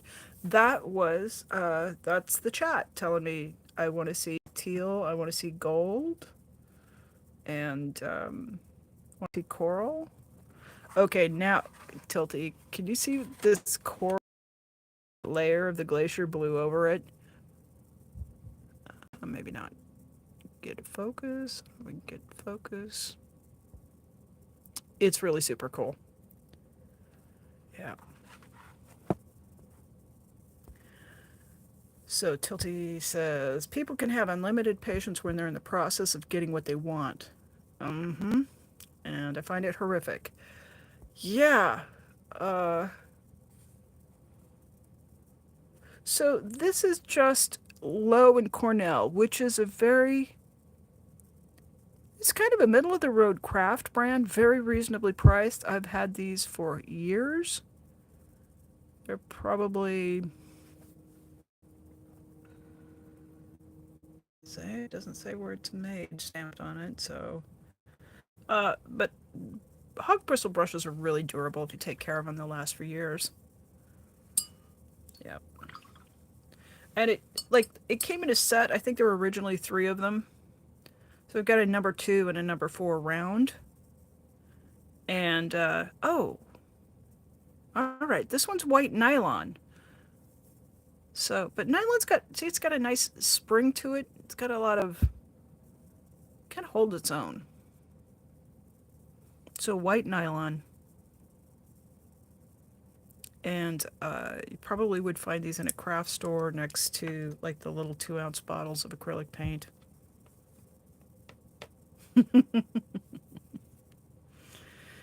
Yeah. I did go, yeah, I did go kind of big. Uh, Finally splurged and bought a quill. And this one is boar bristle. This was just under $20, and it's a number 40. And It's a little bit. It holds a lot of paint, so it's a lot for one of these little 4x8s. But I have been using it on the big 9x12 paintings I've been doing, and I've been enjoying that. I, I have, this is one of the benefits of being a little bit older, is your hoard of art supplies is pretty, yeah, right? It holds a ton of paint, and it doesn't look like it when it's kind of in this. Get it wet, and you can see it goes to a beautiful taper, and the quality of the line, it's like almost a Sumi E brush. See how it goes to this beautiful taper? It just points out just lovely, and it just holds so much paint, so you can get going, and you can just keep going. You don't have to go back and re-wet. Pick up more paint, pick up more paint. Yeah, exactly. Put it in the wish list. We have some interesting. We sure have some interesting and different rocks this week. Wow, I think we've got room to. Exactly. Yeah, and I do like it because it's so expressive when I'm doing the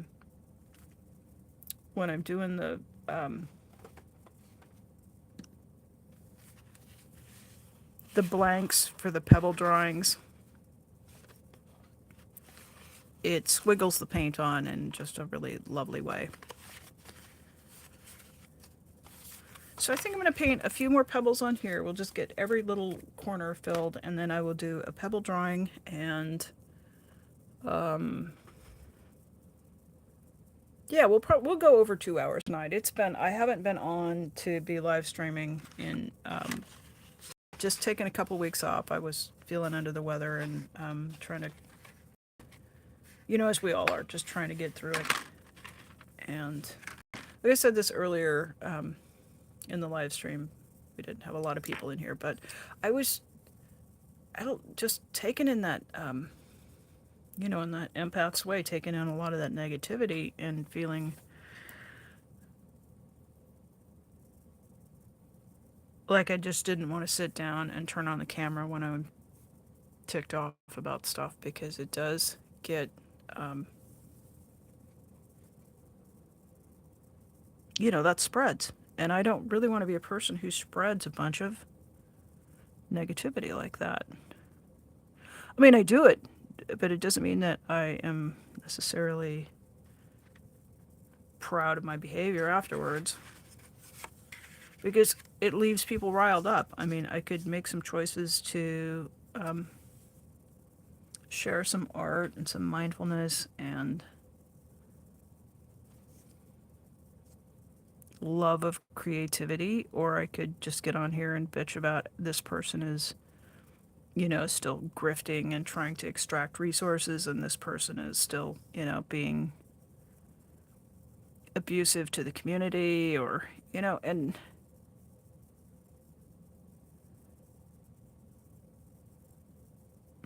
guess we can touch on it and share it in as much as it impacts. And I think it's useful to say, hey, that stuff that's going on, it's an impact. And I know that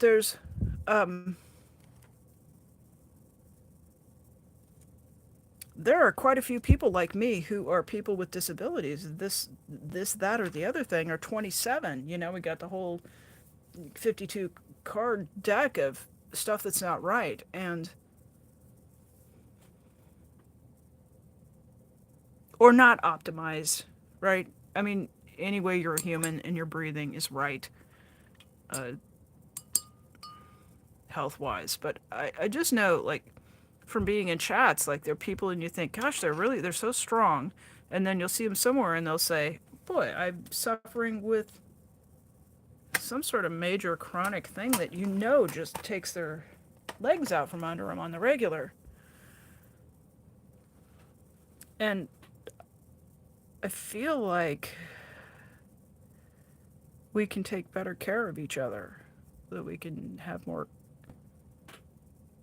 things that build people up, things that encourage folks to enjoy the life that they're living, instead of things that are shitty and abusive. And there's just been a lot of shitty and abusive, too much of it. So when I'm feeling like I'm in a mood to just be shitty and abusive, because I've been in some corners and things, and you guys know I was moderating here, there, and 27 other places. Okay, not 27. About, I think last time I counted up 12 different channels that I'd moderated on. And I think that's probably going to come as a surprise to some of you, like, because I do get this, like, who the hell is Janelle Art? Like, what's going on with that? Who do you think you are? And I've been in live chats and been a participant, mostly a watcher, and I, I think there's, if I'm doing it that way, there's a lot of other people who are doing it that way. Isn't this is freaking fantastic? You guys see this, like this little green rock with black specks? Oh my gosh. That is dusk green from Van Gogh.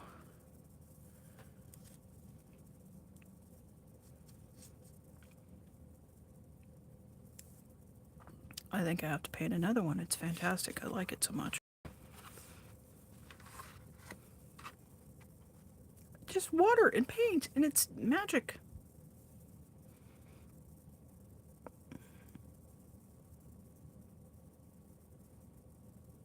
Yeah, so I suspect, like, if I'm working in the space in that way, I know there's other people that are as involved.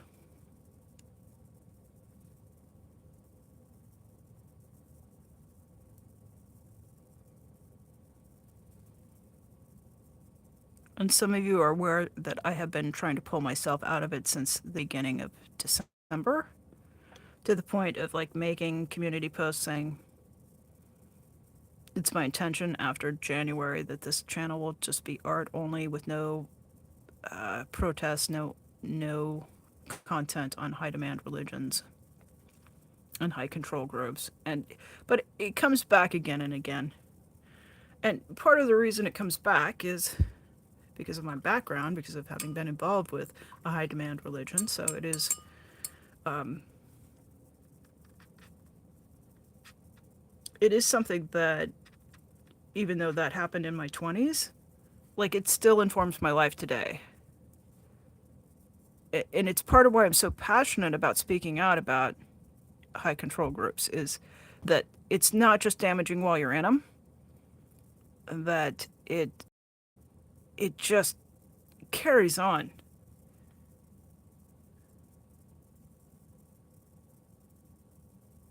And I'm still trying to sort out, like, did I get involved in that because of my susceptibility? And then the more I learn about it, it turns out that everybody, it's just your susceptibility to being drafted into a high demand group comes from being human. It comes from the way that we have our affiliations and our ways of culture, and that we're just biologically susceptible. It just comes like who's at risk for being in a cult? Somebody who's human. That's it. Yeah.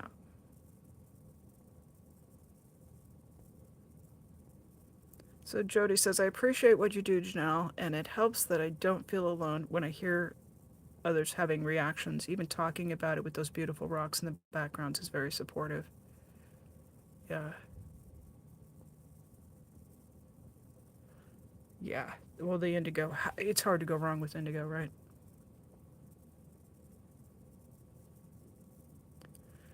Yeah.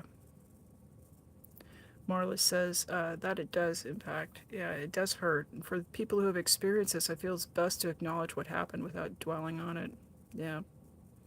Tilty, it never stops being a part of you, it just eventually becomes a part of you that you have more control over as you go and learn more about it in yourself. Yeah. Would I please put that color on the experimental rock? This green onto this rock? Yes, because it's beautiful, but I have to hold the paper down for a second because I've got a big puddle here. And this rock is fantastic. And if I turn the paper around, it's going to tilt up and everything's going to. Yeah, I think one of the ingredients that is really not talked about enough in watercolor, it's a critical ingredient for a successful painting, and that is patience. A little bit of patience will go a long way towards um, improving the quality of the painting.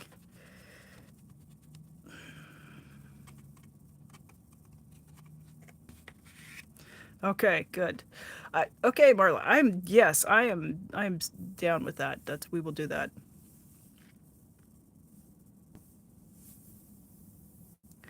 Oh, Tilty. Tilty says that they have a supreme lack of chill. I don't know. Does chill always have to be laid back? Okay, chill is different than cool. I mean, you are overstocked on the cool, so maybe you don't need as much chill. I know, patience. Okay, it's dry on the upper end of it. It's getting there.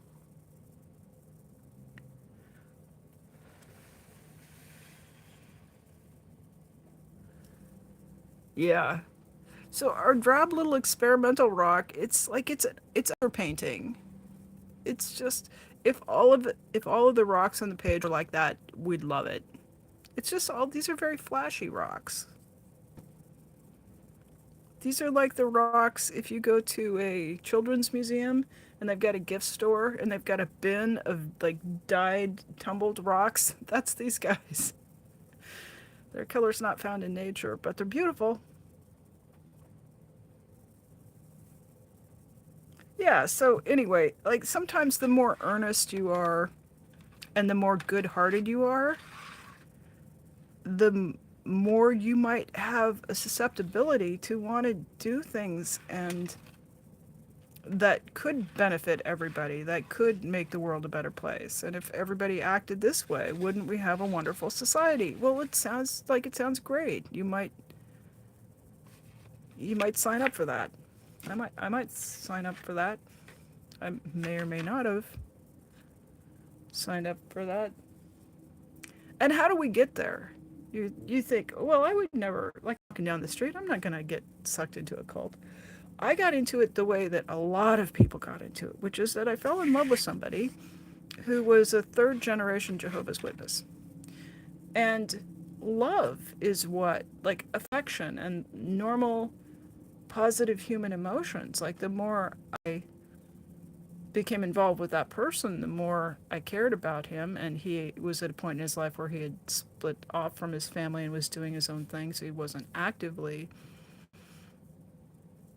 in the family's religion. But throughout our relationship, there were things that happened, and then he uh, got back in with his family, and things progressed. And the next thing you know, we were both, going to church or religious services, multiple times a week. Lots of demands on our time, lots of control of the information that we were taking in. Everything was coming from the Watchtower Society. Uh, our thinking was, my mother-in-law was taking me under her wing and, teaching me how to be.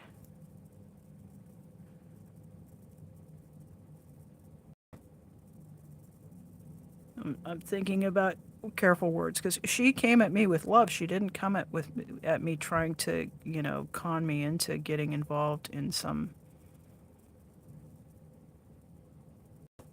cult. It was very sincere, her belief, and she'd been raised that way, and um,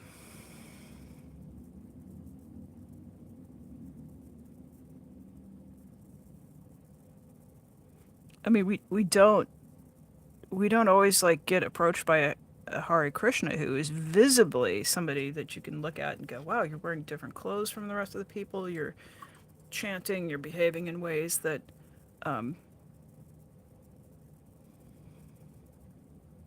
you're not being quiet and demure and smiling and, wearing modest clothing and just being kind and nice to people. And learning how to do that in a way that just takes so much of your resources during the week and bit by bit chisels away your personality. So I guess my point is that high demand groups can look very pleasant, very loving, very kind, quiet, right, correct. Um, and you can get into them not because you were out looking for a new spiritual path, but just because you're walking beside somebody that you loved. Yeah. All right, Tilty. I do love those tumbled rock bins myself too, and it was terrific to have you in here. So rest well. Yeah, and it does. I think a lot of times it comes from this wanting to be a better person, wanting to be a more evolved person, and um, a kinder person, a more enlightened person.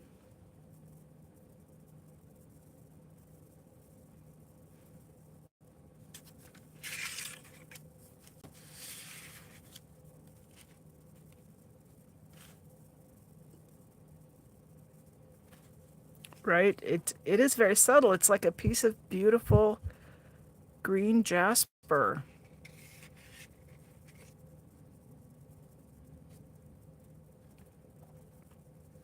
All right, then you go, head off to head off to Sleepy World. I'm just gonna paint more purple rocks over here. I'm teasing. I am gonna paint more purple rocks, but it's okay. It's paper. We'll make more. Yeah, Jody says many groups do have some good qualities to them on the surface, at least. I mean, I think that's the hook, right? That's the well, they don't tell you, listen, we're going to get you in here and we're going to extract every extra dollar. We're going to have you open up credit cards, and then we're going to have you borrow from your friends and neighbors and anybody that you can twist their arm to, like, until you're so in debt. And, like, they're usually not real upfront about that. They're usually, like, point out something that we've got some difficulty with, and here's some solutions for some human problems. Hey, No Face. Howdy, good to see you. Yeah, this one? This one? Yeah, we're having chat calls the colors night tonight. This crazy one in the middle, I'm gonna have to give it a coat of green because it is way too. It's making my eyeballs hurt. I'm gonna put a little wash of olive green over it, and we'll just. Sorry, I lean forward and I realize like I'm up on the microphone, so I hope it's not distorting too much for you guys.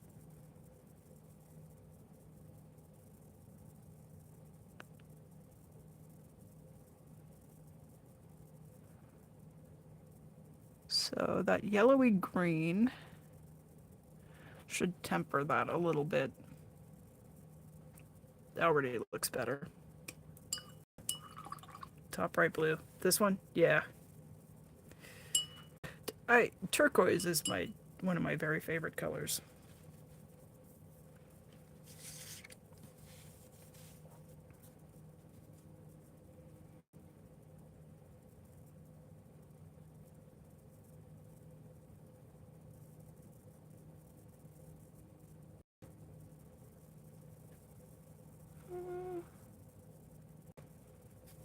Let my brain just have a minute to kind of visualize think we've got enough bright colors in there. I think I'm going to fill in these little spaces with some things like haze blue and volcano brown, some sort of more neutrals, and that will be a setting to let these brighter colors really shine.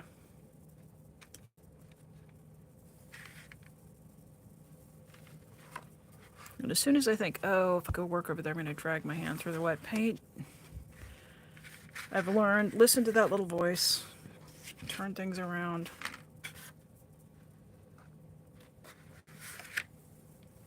Once it's in the brain,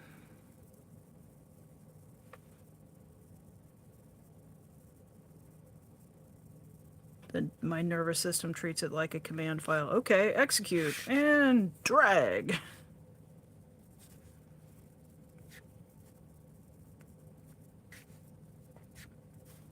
Going with some forest gray.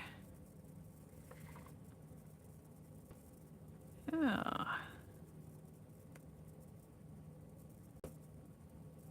So No Face, how are the cats? So who's still just giving you hell and telling you what time it is?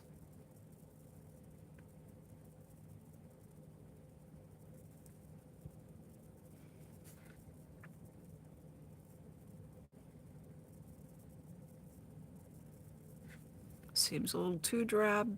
Gonna leave it alone.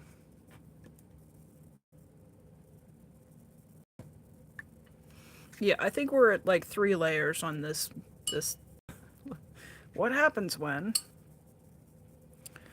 Alrighty, now desert green. Let's go back to that. That's this rock here, and it's the one I was talking about that is made up. The color is desert green. It's made up of pigment green 26 and pigment red 108. Now that it's dried down, can you see the little? There's flecks in it, and there's actually flecks that are, I would say, kind of a maroon red.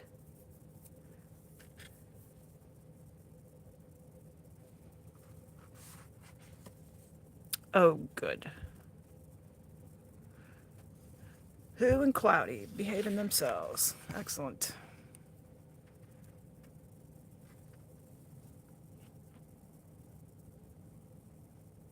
Yeah, that's already drying down. It's already starting to do some rock type stuff. I think that's going to be just great there.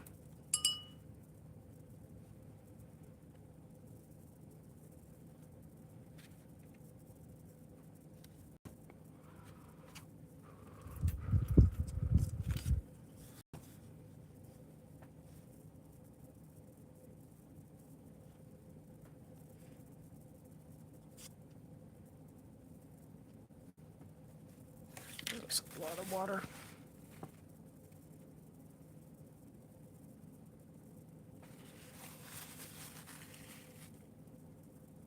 Yeah. Paint, brushes, patience, paper towels.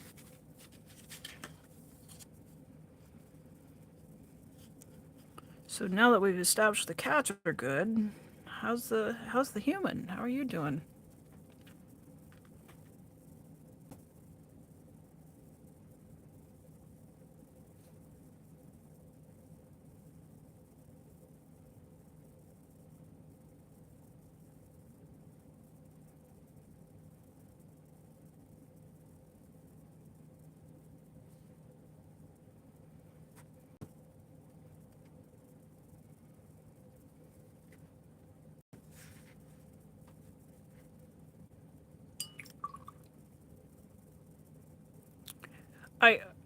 Jody says she hopes I got outside today, that it was beautiful weather. I opened the curtain and looked at the um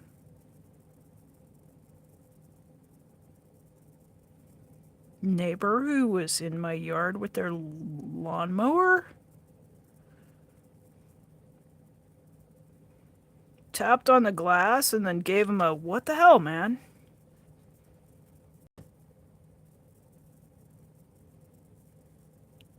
Came out on the porch and said, It wasn't actually my neighbor. It was a handyman who had the wrong address, and I had to go out on my porch and say, "Who are you? And what you doing in my yard, buddy?" And he was like, "Yeah, you called me." And I was like, "No, I don't call anybody. I really don't." So does that count? I went outside to tell some kid to get off my grass, and I came back inside and I couldn't see anything for 20 minutes because it was very bright out here today. And about 3 hours later, it occurred to me, hey, it was really kind of nice outside. Maybe I should have left the house, but no, it's been a little struggle to go do go touch actual grass. But I'll try again tomorrow. I don't. I just. It's hard. So, I put a little deep sea black in there, which has got PBK 11. That's that Mars black. That's got that gritty, grainy, granulating thing it does. So, got a little mysterious purple one here in the corner.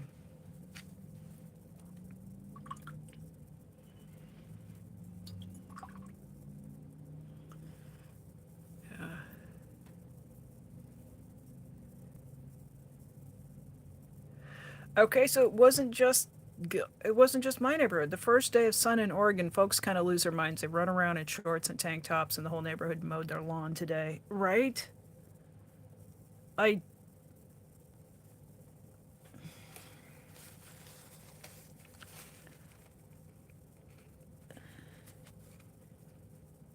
It is fairly temperate in Oregon in that, like, it is February and you could be running around in some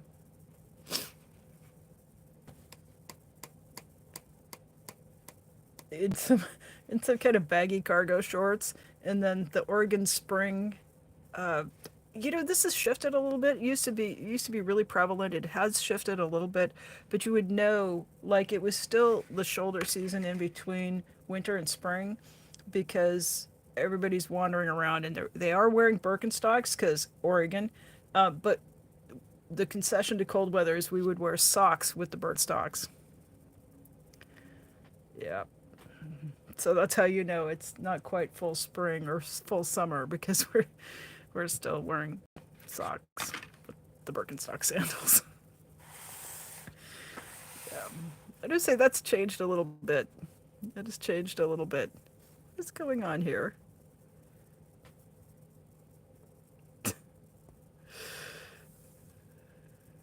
I don't know why. For some reason, YouTube thought that was scandalous, Jody. It is. I mean, on the right, on the right, on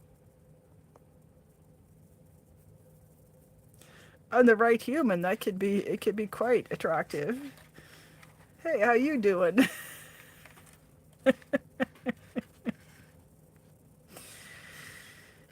It is. The Pacific Northwest is just populated by some interesting humans for sure. Oh, you're fine. You're fine. I know. For you, YouTube thought it was scandalous to say that Fox and Birkenstocks was sexy. I don't know. Giving a fella my phone number for less. just, just saying.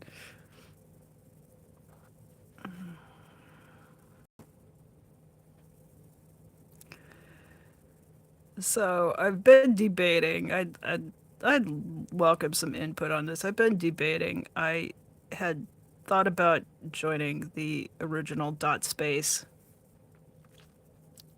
website, and then there were some people on it who were just asshats. There's no nice way to say it, and I just eventually just went, I'm not gonna go to the same playground where those folks are. And I have for a long time thought it would just be kind of fantastic if we could have like an artist's, like YouTube artists dot space website, because I'd be all over that. Um, I don't know how to do it, and I certainly don't want to burden the people who are really great at making those. I don't know what color. I'm just gonna go with forest brown. Yeah, I don't want to put more work on their plate because they're working really hard. Um, but like I would without hesitation. So I'm thinking about the new fsciento.space.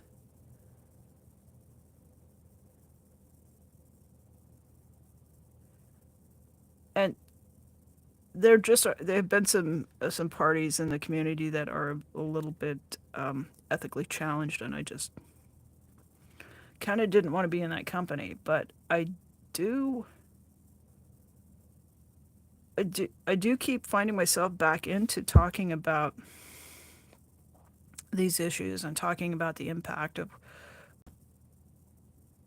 of what even just what I think compared to some other people, my contact with being in a cult was less than 5 years, right? But it's still like it had impact. But we do that, right? Like we we we compare ourselves to what other people have gone through, and we go, well, my trauma's not that bad. I'm not suffering as much as that person is, or I'm suffering more than that person, and uh, suffering maybe suffering is suffering, and the less we can inflict suffering on others, the more we can alleviate our own and the suffering of others, the better. Yeah, Jody, check out Fluffer Squirrel UK. They had an announcement this week. They've completed the work on the new website, and it is fsciento.space. And it's operating much like the previous .space with resources and I think some of the same people, but there just were a lot of people who just went, hey, I don't want to be affiliated with the um, the thing. The thing all ties back to some of some power dynamics that some of us just are like, I'm not here for that. Yeah, Jody says I'm a fan of the Trauma Olympics.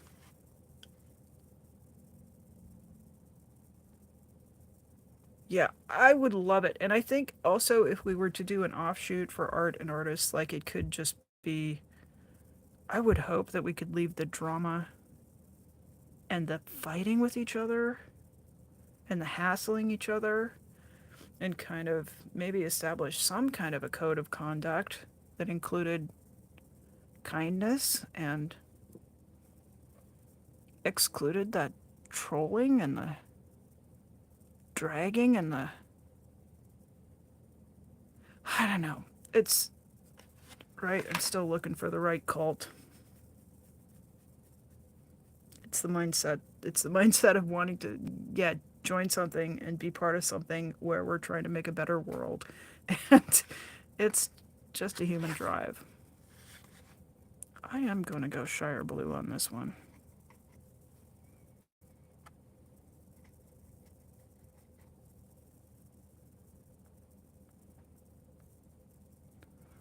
Yeah, I like that Shire Blue quite a lot. It's sort of misty and foggy, and it's just the right amount of blue and the right amount of green.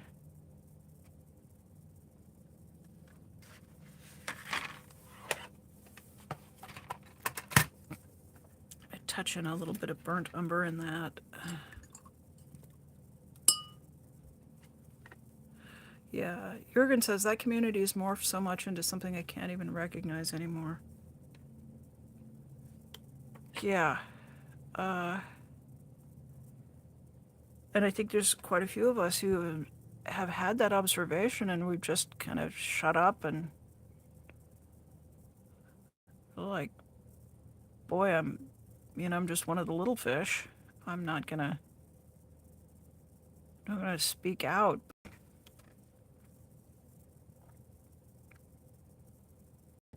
Silence can be complicity, right? We can be complicit in this violence that's being done from one YouTube creator against another one. Holy cow. Boy, I like that umber with that Shire Blue.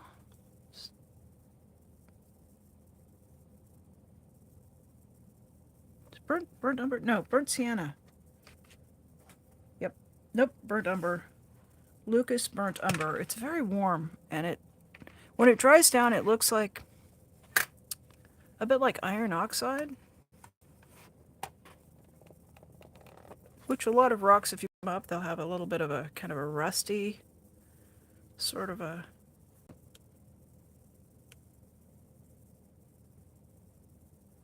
area. We've got a lot of iron oxide in the soil out here in Oregon and the Pacific Northwest, so you'll see that quite a bit.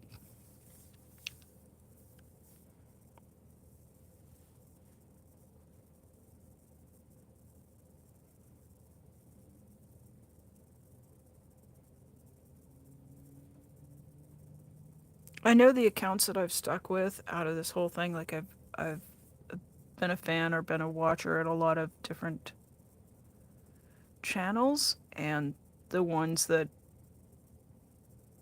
consistently resonate with my values are the artist channels. Like there's more love coming from those corners, there's more consistency, it seems to be more compassion, more humanity. I don't know. I'm not speaking for myself. I'm just saying that that's what I observe. Because not speaking for myself, because I can be quite fierce when I get crossed. And I think there's some people out there who would say, "Wow, not a lot of love and compassion from there." But I'm good. But up until the point where you start like extracting resources from people who are there because they're trying to fight for a better world. And then we get some people in here who are just like, yeah, but you should take care of me in sneaky, tricky ways. I mean, if you're going to just say, hey, I could use some money for this, send me money. Like, okay, that's free speech. And if somebody wants to do that and hawk for donations, good. All right, I'm okay with that. It's people who create situations and then say, oh, help bail me out of this situation. I got in the situation because I was fighting the evil cult. And then, and it turns out there wasn't a fight. It turns out that, stuff got settled, maybe, let's say, hypothetically in July. And then you're still 6 months later saying, oh, I've got charges pending. That's bullshit. It's manipulative. It's abusive. And, yeah, I'm going to fiercely just go after that. Right? And it's still going on, guys. That operator has seen a vacuum and is stepping up, and the head has popped back up, and it is still going on, and there are still people who are in that circle getting conned. And some of those people in that circle getting conned are people that I had valued very highly.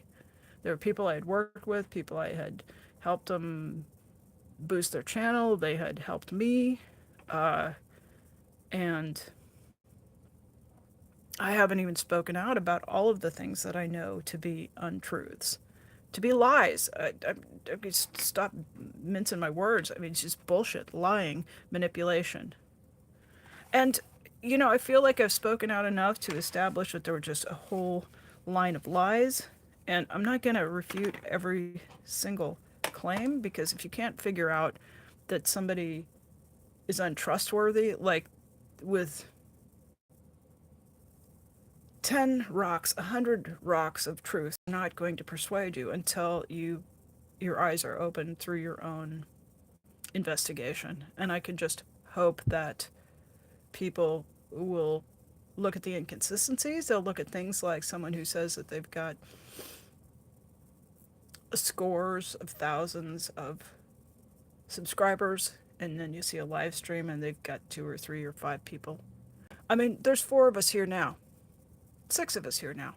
I've got less than 400 subscribers. That seems, sometimes we might have as many as it doesn't. But if my channel was to have, let's say, 22,200 subscribers, wouldn't you expect there'd be more people rolling through my live chat?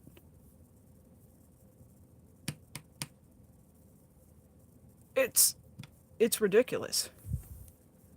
Yeah.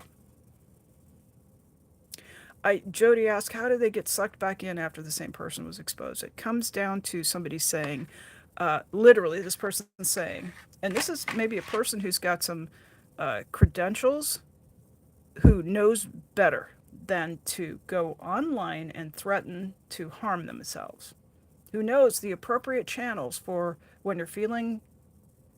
uh, when you're feeling those kinds of feelings. And I'd like to say the words, but YouTube doesn't like us to discuss these things openly, so we have to do it with circumspection, right?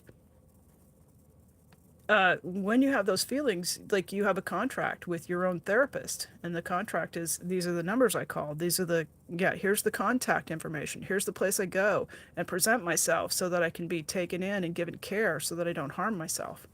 Right? You don't fucking go on the internet, you don't go on YouTube and tell people that you're going to harm themselves. Like a reasonable grown ass person doesn't do that. And certainly a person whose profession is mental health care knows better than to do that. So when I see that behavior, my take on it is that's manipulative. It's not genuine, it's not sincere, and you can have a different take on it. You can have whatever, you can come at it your own way. Uh, that's my life experience. That's my knowledge about how these things work, and I see it as being extraordinarily manipulative. So you've got a handful of people who are like, we can't walk away from this person because there's going to be consequences, and there's going to be, right. You just preying on their compassion. You're preying on their love of humanity, and it's disgusting. Yeah. So I think that if you have compassion and you're like, here's this person, and I will say, I understand it. I had compassion. I was there for months and months and months, hand holding and babysitting, and oh my gosh, I'm afraid of trolls, and somebody's got to be here to watch all the time, and yeah, I'm gonna get attacked by this person. I'm gonna get attacked by that person. You're gonna get this, and that, and so we've got to have protection, and you know, you're not six, right? Yeah, yeah. Jody says so many people reported channels who appeared to be purchasing fake subscribers and they still have their channel. How can anyone trust anything when there are no consequences? And I will say to that there is no clear way to make a report about influence purchasing. And it's very explicit in the YouTube terms of service that purchasing views, likes, and subscribers and comments is against the terms of service. Yet there's no easy way to report that. It's not like you can click on the account and report, and it brings up a menu of all of these things. What are they doing, right? If they're engaging in hate speech, there's something you can click. If they're engaging in bullying, there's something you can click. Uh, but yeah, it's, and YouTube, a lot of it is handled by, not by humans, but the complaints are handled with using just AI computers. So the consequences come from people like us just keeping the keeping the conversation going, for standing up and saying, yeah, it's not okay to do that. And we see you. I mean, I in January took a run at compiling statistics, and now I've seen a couple of other channels have picked those up, which was my hope. I really didn't have it in me to spend hours a week looking at the actual numbers. I think I just put it up there and said, "Hey, do you see what I see?" And somebody who's, yeah, better with a spreadsheet and better at harvesting that data, collecting it from. You don't really even have to go to Social Blade. You can just do it from YouTube itself. But that got the conversation going, and now we've got that. So some of us will refuse to watch channels that are buying subscribers.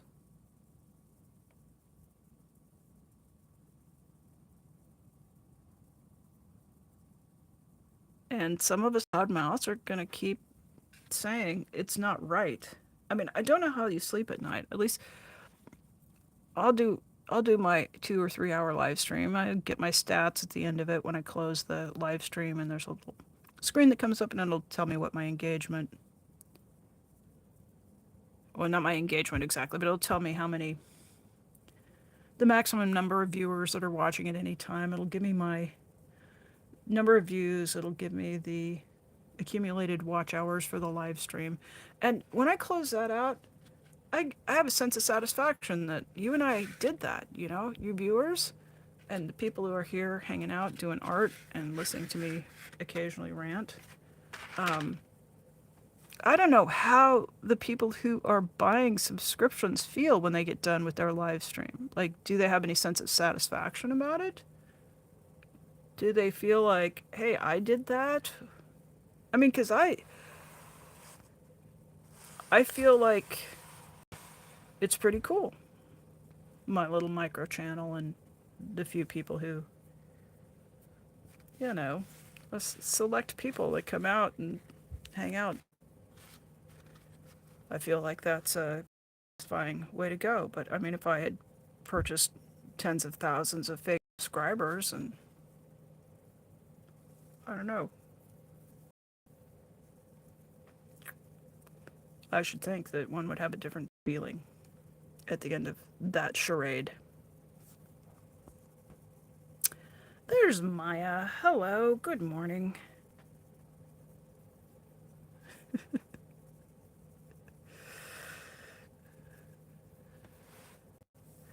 Look what we've been up to. We're glad to see you, Maya.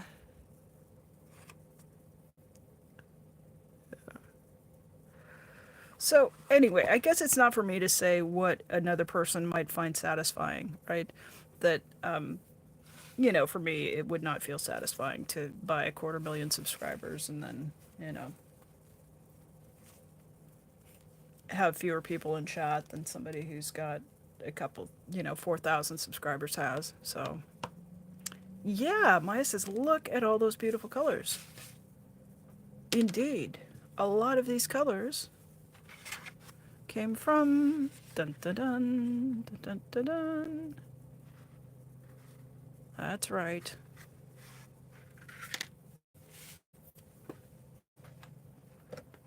They came from the dot cards of the beautiful colors that you sent me, Maya. So thank you so much. I got my little swatches done. That color's fantastic. That's one paint color. Look at all the things it's doing there. It's mind-blowing. Yeah, so we got that done. Everything finally swatched.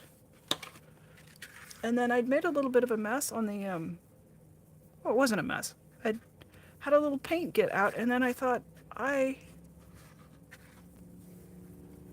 wanted to see what the colors look like, all kind of in a group. So I turned the dot card into a swatch card. I even went over to the unnamed commercial dot card, and I think it's really, for me, it's very visually interesting to see all of the Schminky colors together and see all of the Van Gogh colors together. And while I love the Schminky colors, they're very subtle, very complex. I like the clarity and the flow in the Van Gogh colors. I said this earlier, but now that you're here, so. Luca, hi. How is it going? Luca's been working on some, tying some flies, or they're jigs, right? They're not flies. That's a little bit of a distinction there, for fishing, and good to see you. So we got into the dot cards for this. I think we went with Van Gogh turquoise blue for this beauty. This was quinacridone gold with a little Aussie red. Marla, I'll have to give you the rundown on what we did. We did stuff. We did a bunch of things to this guy, and this is Glacier. Glacier. No, it's not Glacier Green, is it? This one's Glacier Green.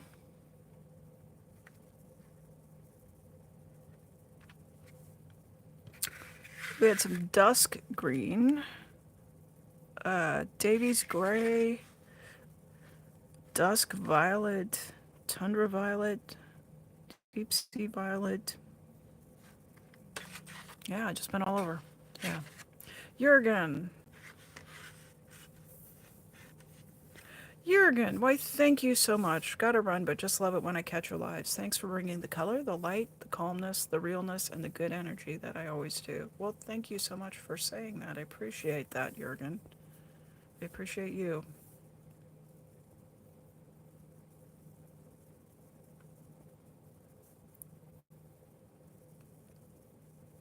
Yeah, so Lucas says that Lucifer has posted jigs. So, yeah.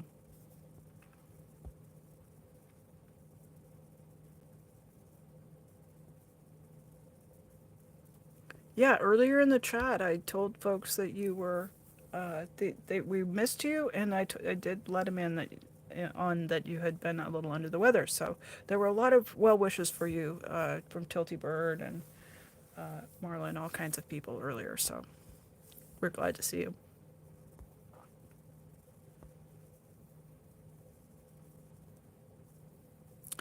Maya says the Van Gogh line is probably the best student grade line, cheap and good.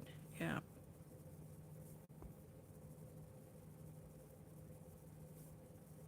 Maya's got to feed the dog.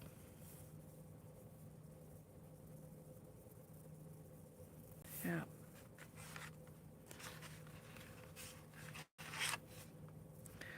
So just letting that paint dry down a little bit.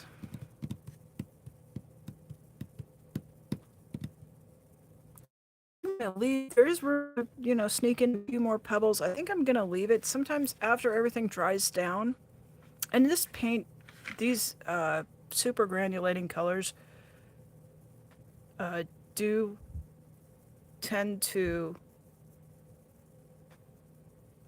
reveal themselves as they dry down. So when I come in and take a look at this tomorrow, and especially if I take a look at it in the daylight, uh,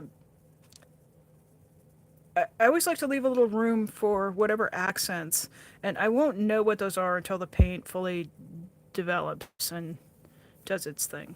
And that doesn't really happen until it dries down and then has a few hours. It's a it was a surprise to me when I realized that watercolor paint did that because I thought, oh well, once it's just this dry, it's good. But I actually find with the particularly the Schminky and any of those paints that are now kind of known as super granulating, anything that's made with more than one pigment, it does evolve more as it dries. So yeah, thank you, Luca. Luca says, I love the contrasting colors. They work together so well.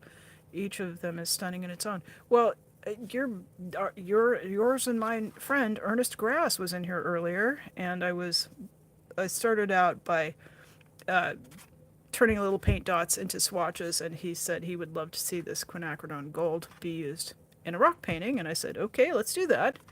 And so we did that, and then and the suggestion was also to use some teal with it. So that's what got us started.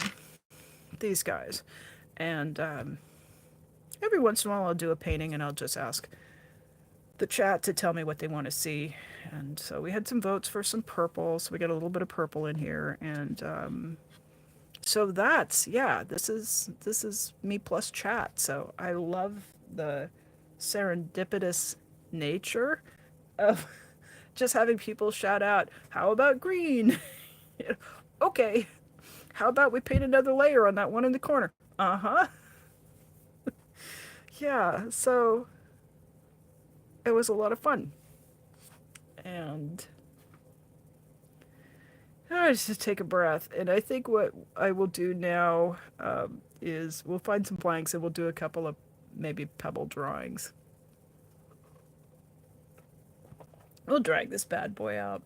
I haven't done a 3-hour live stream in a long time, so we were due for one.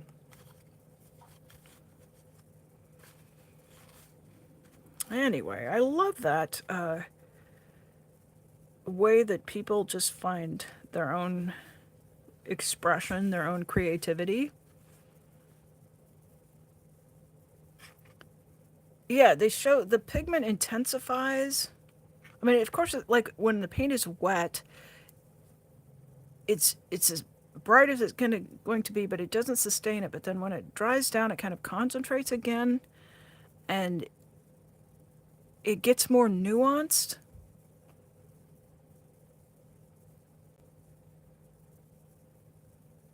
And I'm not sure that your basic Prang palette, the kind of school supplies, I mean, it does it a little bit, but these professional grade or the good quality student grade paints will do it too. And in the last few years, we've had this move towards these paints that are things like the dusk green, dusk violet.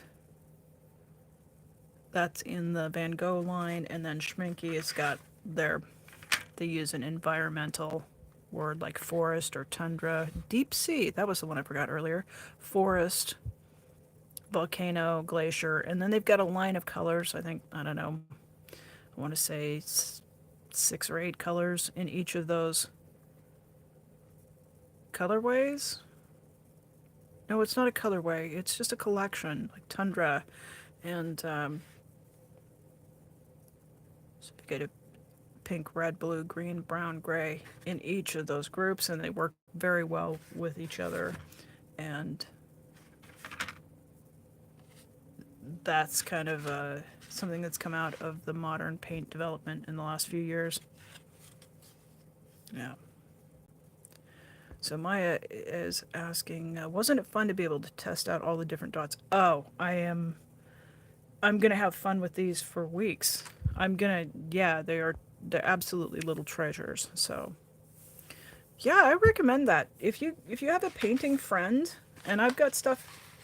I didn't make dot cards. I made half pans, and they're getting ready to get mailed, along with 17 other things that need to get mailed out. But Maya just took a piece of watercolor paper and made a grid, and then put a dot of paint, and shared with me colors of paint that I didn't have. And then I've got colors of paint that she didn't have. And so if you've got an arty friend, I think I know on my half of it, it's just been tremendously fun. And I hope that when I get the package mailed to Maya, that she will have as much fun as I've had, because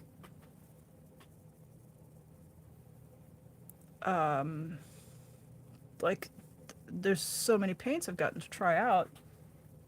And I will probably end up buying some tubes of those paint, particularly the Van Gogh ones, were just a real surprise. Mm-hmm. We'll go down to something that's a little bit more calming. We've had several hours of staring at some bright dots of color.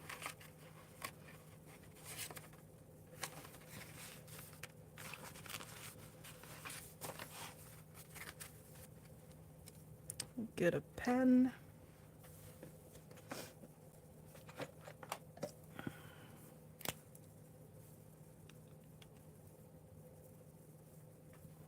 Yeah, it's always fun. I love that kind of serendipitous stuff.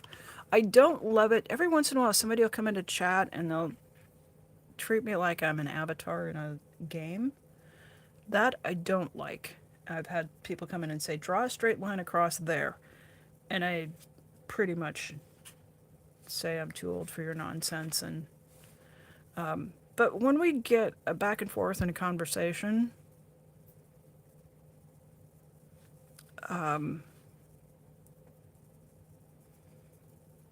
it's a new way to make art. I just am sometimes very charmed by social media and the new ways that it offers us to interact with each other. Sometimes frustrated, sometimes charmed, but try to take it in hand and keep the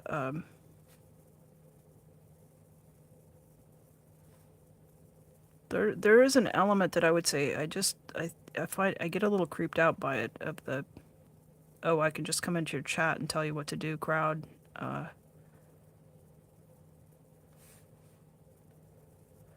for a Friday night, we haven't had any trolling tonight, which is a delightful surprise. So somebody was saying that if you are, yeah, if you block or time people out, that YouTube won't put you into the, it won't push out the feed.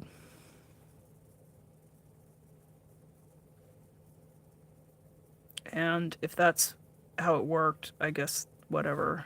I didn't really appreciate the level of abuse that got leveled at me when my streams were getting really pushed out on the feed. Because some of that stuff is just, it's really pretty dark.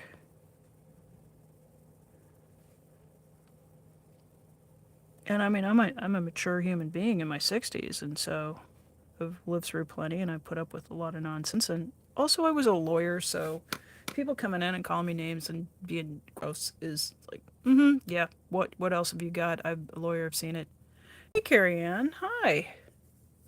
Um, but when I think about somebody who might be like, 15 to 25 and they're live streaming and they've got to deal with that stuff, probably don't have the tools that I have. So I don't know how we can make it a better place, but I know in my corner of it, I'm just going to go, not here. And, you know, if it's an old granny corner where it's like, you foul mouthed kids, get off my grass, and that's how it is. And maybe my vibe will spread and we'll have places where we don't tolerate that kind of gnarly abuse. Yeah. Yeah. How you doing, Carrie Ann? I've been, I miss, kind of miss, I don't kind of, I do miss hanging out with you. Oh, Maya control me? Okay. Well, fuck all over. There goes Maya. We're 3 hours in if I can't drop one or two. I'm just not having fun. Yeah. Uh, no face left for a few and had an existential crisis? You're back now and the cats have fresh litter. Which one? Well, I mean, if you're going to dissociate at any point and just go, do I exist? I don't exist. Like the few minutes that it takes to clean the cat box, that seems like a really good time. That seems like a life skill, more than a deficit. I've got to clean the cat box. Excuse me while I check out of my own head. Right?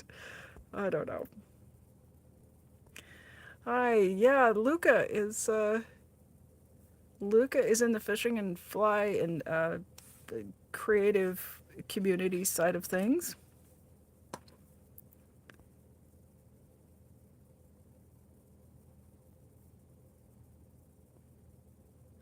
Carrie Ann! Oh! Carrie Ann wanted to tell us she's been giving away her rocks. Carrie Ann paints rocks, and she's like, I get it. I like keeping rocks. I do get it. Oh, I'm so interested to find out what that's going to be like for you. So, I don't. I'm. She said I was right. I don't know. I might argue with that. I don't. I just have opinions. I might have some. Something to try. I don't know if it's right. I wouldn't go that far, but little bit by bit, I'm finding homes for them. So, yeah. Yeah, you could pop me an email, Carrie Ann. Uh there's dynamics at play that are, uh, I've expressed this time and again in various places where that I get feeling like I'm pushed out of places. Um, so I've that's what's going on. And there's connection and there's good things that happen in your chat and on your channel. And you know, time will let some people have some realizations. If you want to talk about it, you've got my email. We can talk about it. But that is what's going on, and it doesn't have to do with you. It just has to do with, um, yeah, just some dynamics at play there with some people. And I'm not gonna, I'm not, I don't have the capacity to be in a place where I'm kind of getting bullied or shut out or shouted over or any of the kind of negativity.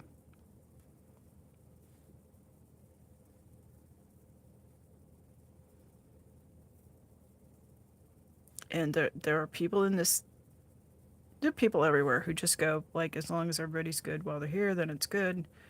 Um, but it's never really quite as simple as that. So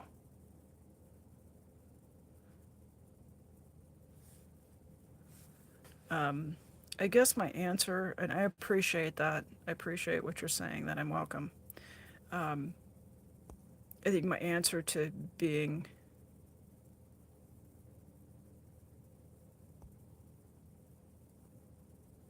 uh, kind of whatever pushed around a bit is just go to my own space and make my own space and do it my own way. So Lucas says, I give a lot of my ties away. It just brings peace, and sharing the art makes me happy, and it often brings joy to the people that I'm giving it to. Right? That is so true. Like there is, um, yeah, especially what you're making is so practical. They might be out, catching fish and feeding themselves and their families with it. Like it's really cool. Yes, Maya, I did. The F all over is a phrase from Maya and Maya's corner of the world. So yeah, sorry, Luca. Whatever I did that made you say dang was, you know, I try to keep it mostly contained, but stuff flies sideways now and again. It's part of the charm uh of this. Yeah, but I'm that's so exciting though. That's such a big step. And did you put like hashtag with your channel on it so that if people, or did you give them to specific people? Because putting them out there for strangers to pick up, like that's a whole other level of sharing. Yeah,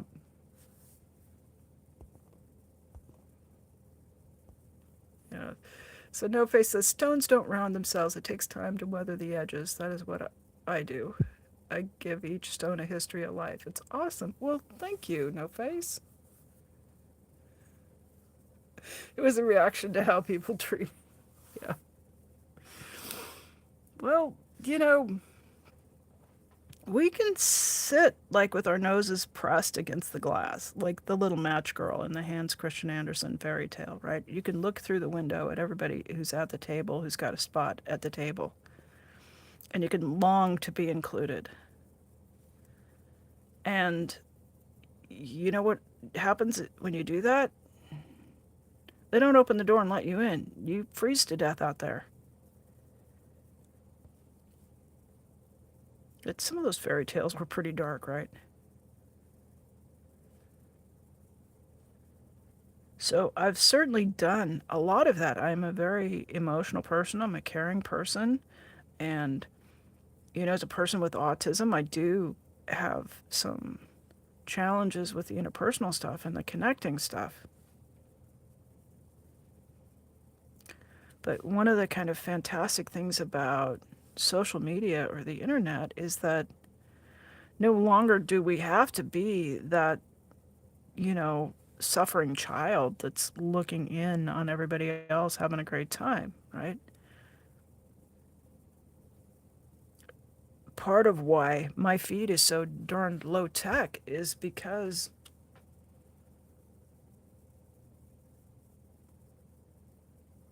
we're thinking of how to express this in a succinct way. Um, I like to represent accessibility. I like to represent this. idea that you could just put your phone on a bracket that you've jerry rigged in your studio and a couple of clamp lights from IKEA, and I don't even have Wi Fi. I'm just streaming on 5G. Very low bar to create space where people with artistic inclinations can kind of come, hang out, spend a few minutes, wander through, watch me doodle on paper, talk to each other, talk to me.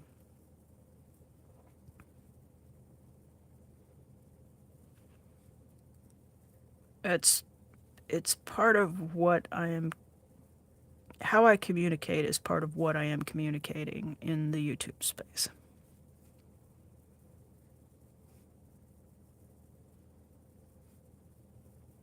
And it doesn't matter how articulate or how great your social skills are, there's always going to be some group that's just not interested in your company. It's not just folks who are neurodiverse or,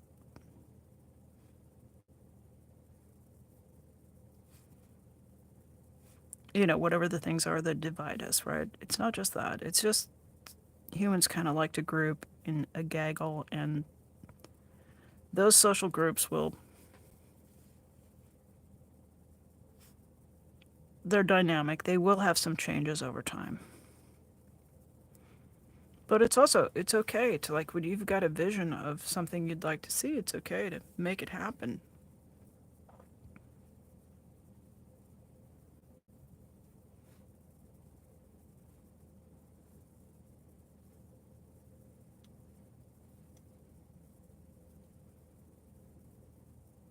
So, I mean, that's the kind of small thing that I'm doing with what I do.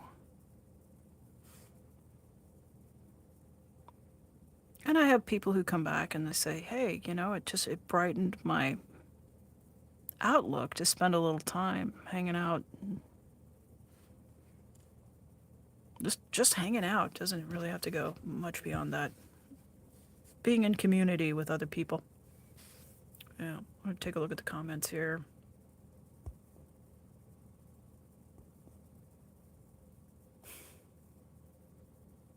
Oh, so you gave them to people specifically. That's lovely. That's beautiful. I just, oh, good for you. That's for you, Carrie, for, because I know that was a hard step. So they're going to keep them like treasures. Oh, that's pretty cool. Oh, Lucas says, I'm an awesome and well spoken. Well, you guys are just lighting me up with the compliments tonight. Thank you. Yeah, those stories were crazy. Carrie Ann says, I also have to report that I got the news back from my professor about my paper revisions. He has accepted your paper is complete with the revisions. So you're done with the paper. Yay. I share my art and kindness. You guys share your art and kindness. We're, yeah. Yeah.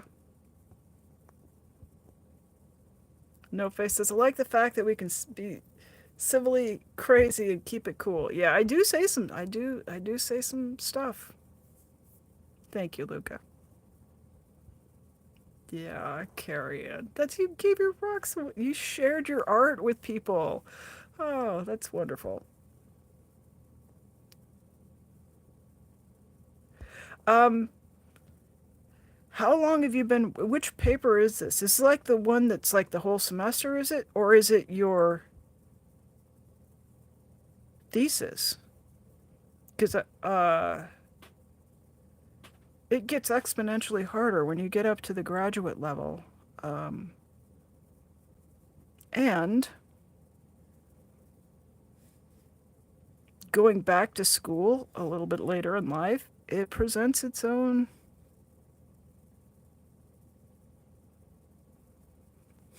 I want a word besides challenges. I think it's a really different experience than going to college when you are in your, 18 to 22.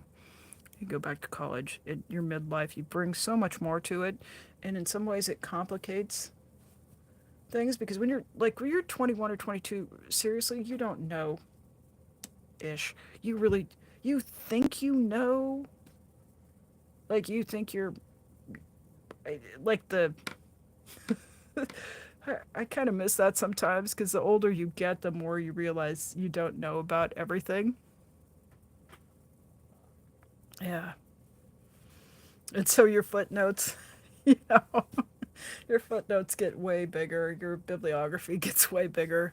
Like you just have such confidence at 22 that you kind of at 52, you're like, yeah, wait a minute. It's not that easy. Not that simple. Oh, it's your cumulative project. Okay. Oh my golly. It's been a journey. It's so awesome to no. No, farts is reserved for Tilty and Fluffer, and yeah, I don't think I think I would have a copyright infringement on that. No face. He says, let's make a group. What do we call it? Rock farts stoned or oops. Uh, you know, I I refer to it as drawing circles on paper, because that's both like uh kind of co-opting the mocking that people were doing about what I was doing, and also like it's a lot of fun. They should try it before they criticize it. Yeah. Nice. Thank you, Luca. Luca says, that's a great, Carrie Ann. Hopefully he likes it and you get great feedback from the professor. Yeah, I'd second that too. I recommend it. I think, like, when I was just right out of high school, I was going to take a year off college, and the next thing I knew, like, literally 2 weeks after I was out of past graduation, I was enrolled in a summer class at college. So I don't know how that happened. I'm going to take a year off, and then I'm in class. And then I rambled through about a year and a half of college, and then got a job, and then did life, joined the cult, did that stuff. And then I think it was about 28 or so when I went back to school, and like I was just ready to succeed at that age. I wasn't ready to succeed at 18. So, um, if anybody who's an adult, I've got a good friend who went back to get her doctoral degree in distance education in her 50s, and just anytime. It's never too late to go get some education.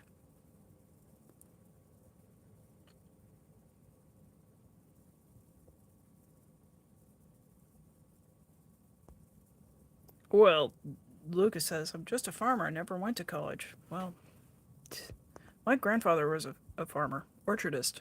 So, yeah.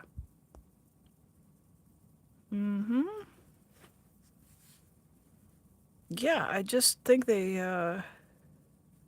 Carrie Ann says, to people mocking the rocks. Mm-hmm. Yep. I think that's enough rocks in that one. Ooh, we got some focus problems. There we go.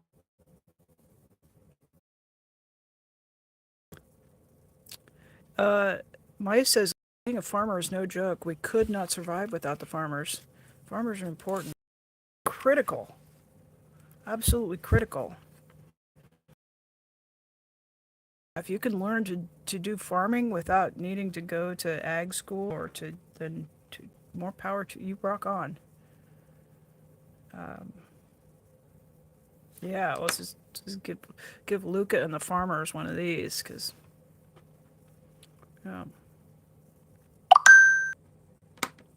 Alrighty, guys. I'm getting a code. We are over 3 hours now, and my phone is telling me it wants to cool down. I had it plugged in,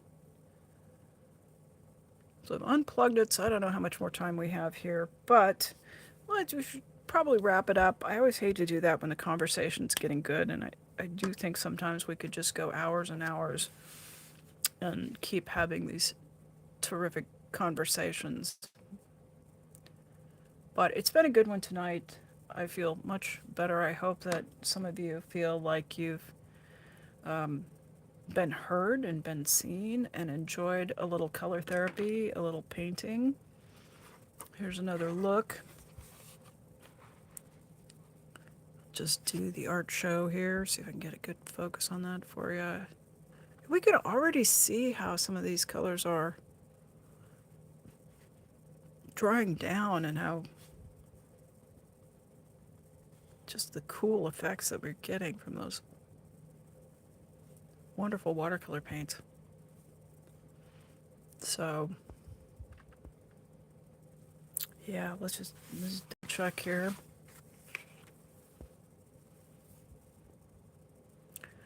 Checking back on the chat.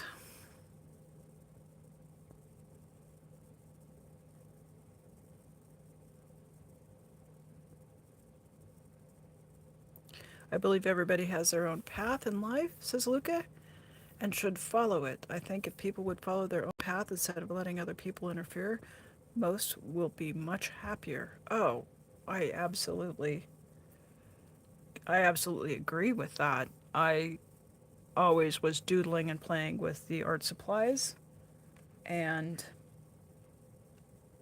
I had a family who said, "Yeah, put that away because you've got to learn how to make money."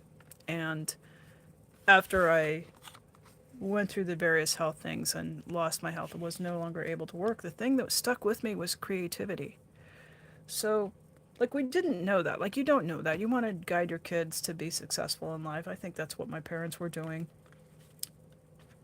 I think they meant well, but, what they couldn't know is that what would always run deepest in me was the vein of needing to be a, a creative person to work in some sort of artistic media, one or 27 others.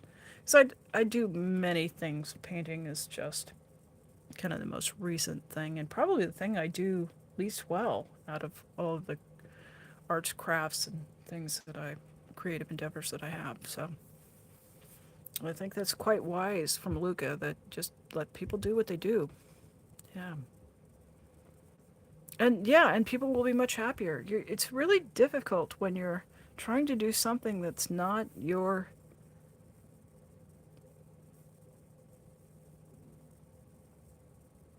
um, not what you're how does it say, like, not what you're built to do, or not what is at your essence. I don't know that we're particularly built. That gets into a whole, yeah, how did we get here discussion we don't have time for tonight. But yeah, I think everybody's kind of got their own, the things that individuate them from other people and the things that make you who you are, right? And if you step too far away from that, life becomes more of a struggle. And we're human, right? So we're going to have a huge capacity to do a lot of things. And, but yeah, you'd probably be happier if you can kind of stay with what you're built, what your groove is. Yeah. Thank you, Maya. Thank you, Luca. No face. Uh, yeah, stay in your own lane, follow your own path. Yeah, creativity is one of the most important traits. It drives the advancements in our lives and society itself. Yeah, Luca, oh my gosh. Thank you so much for coming in and for chatting tonight. And just, I know you kind of cruised through and said, I'm here for a like and a hello. And I'm so glad that you've shared, because I appreciate your words. Maya says, life is short. Doing what makes you happy just makes sense. Right, Maya. Exactly. Well, thank you, everybody. Thanks for the new. I don't try to think if, yeah, we might have had a couple of people who had to sub up to come in here and chat with us. So I appreciate that. If you're catching on replay and you got clear to the end, thank you so much. If you just skip to the end for the art show, thank you for checking in, and feel free to leave a comment. Feel free to talk about art, what art means to you.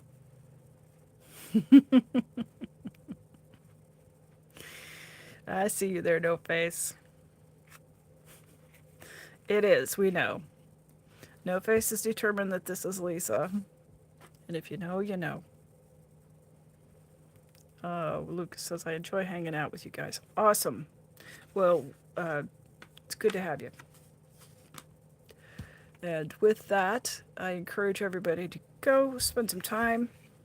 Don't take crap from people you don't have to take crap from. Don't, yeah, if someone shows you that they're a liar, believe them. And put that out of your life. Move on to some things that are genuine. And engage in creativity, engage in kindness. And we will see you on the next live. Bye, everybody.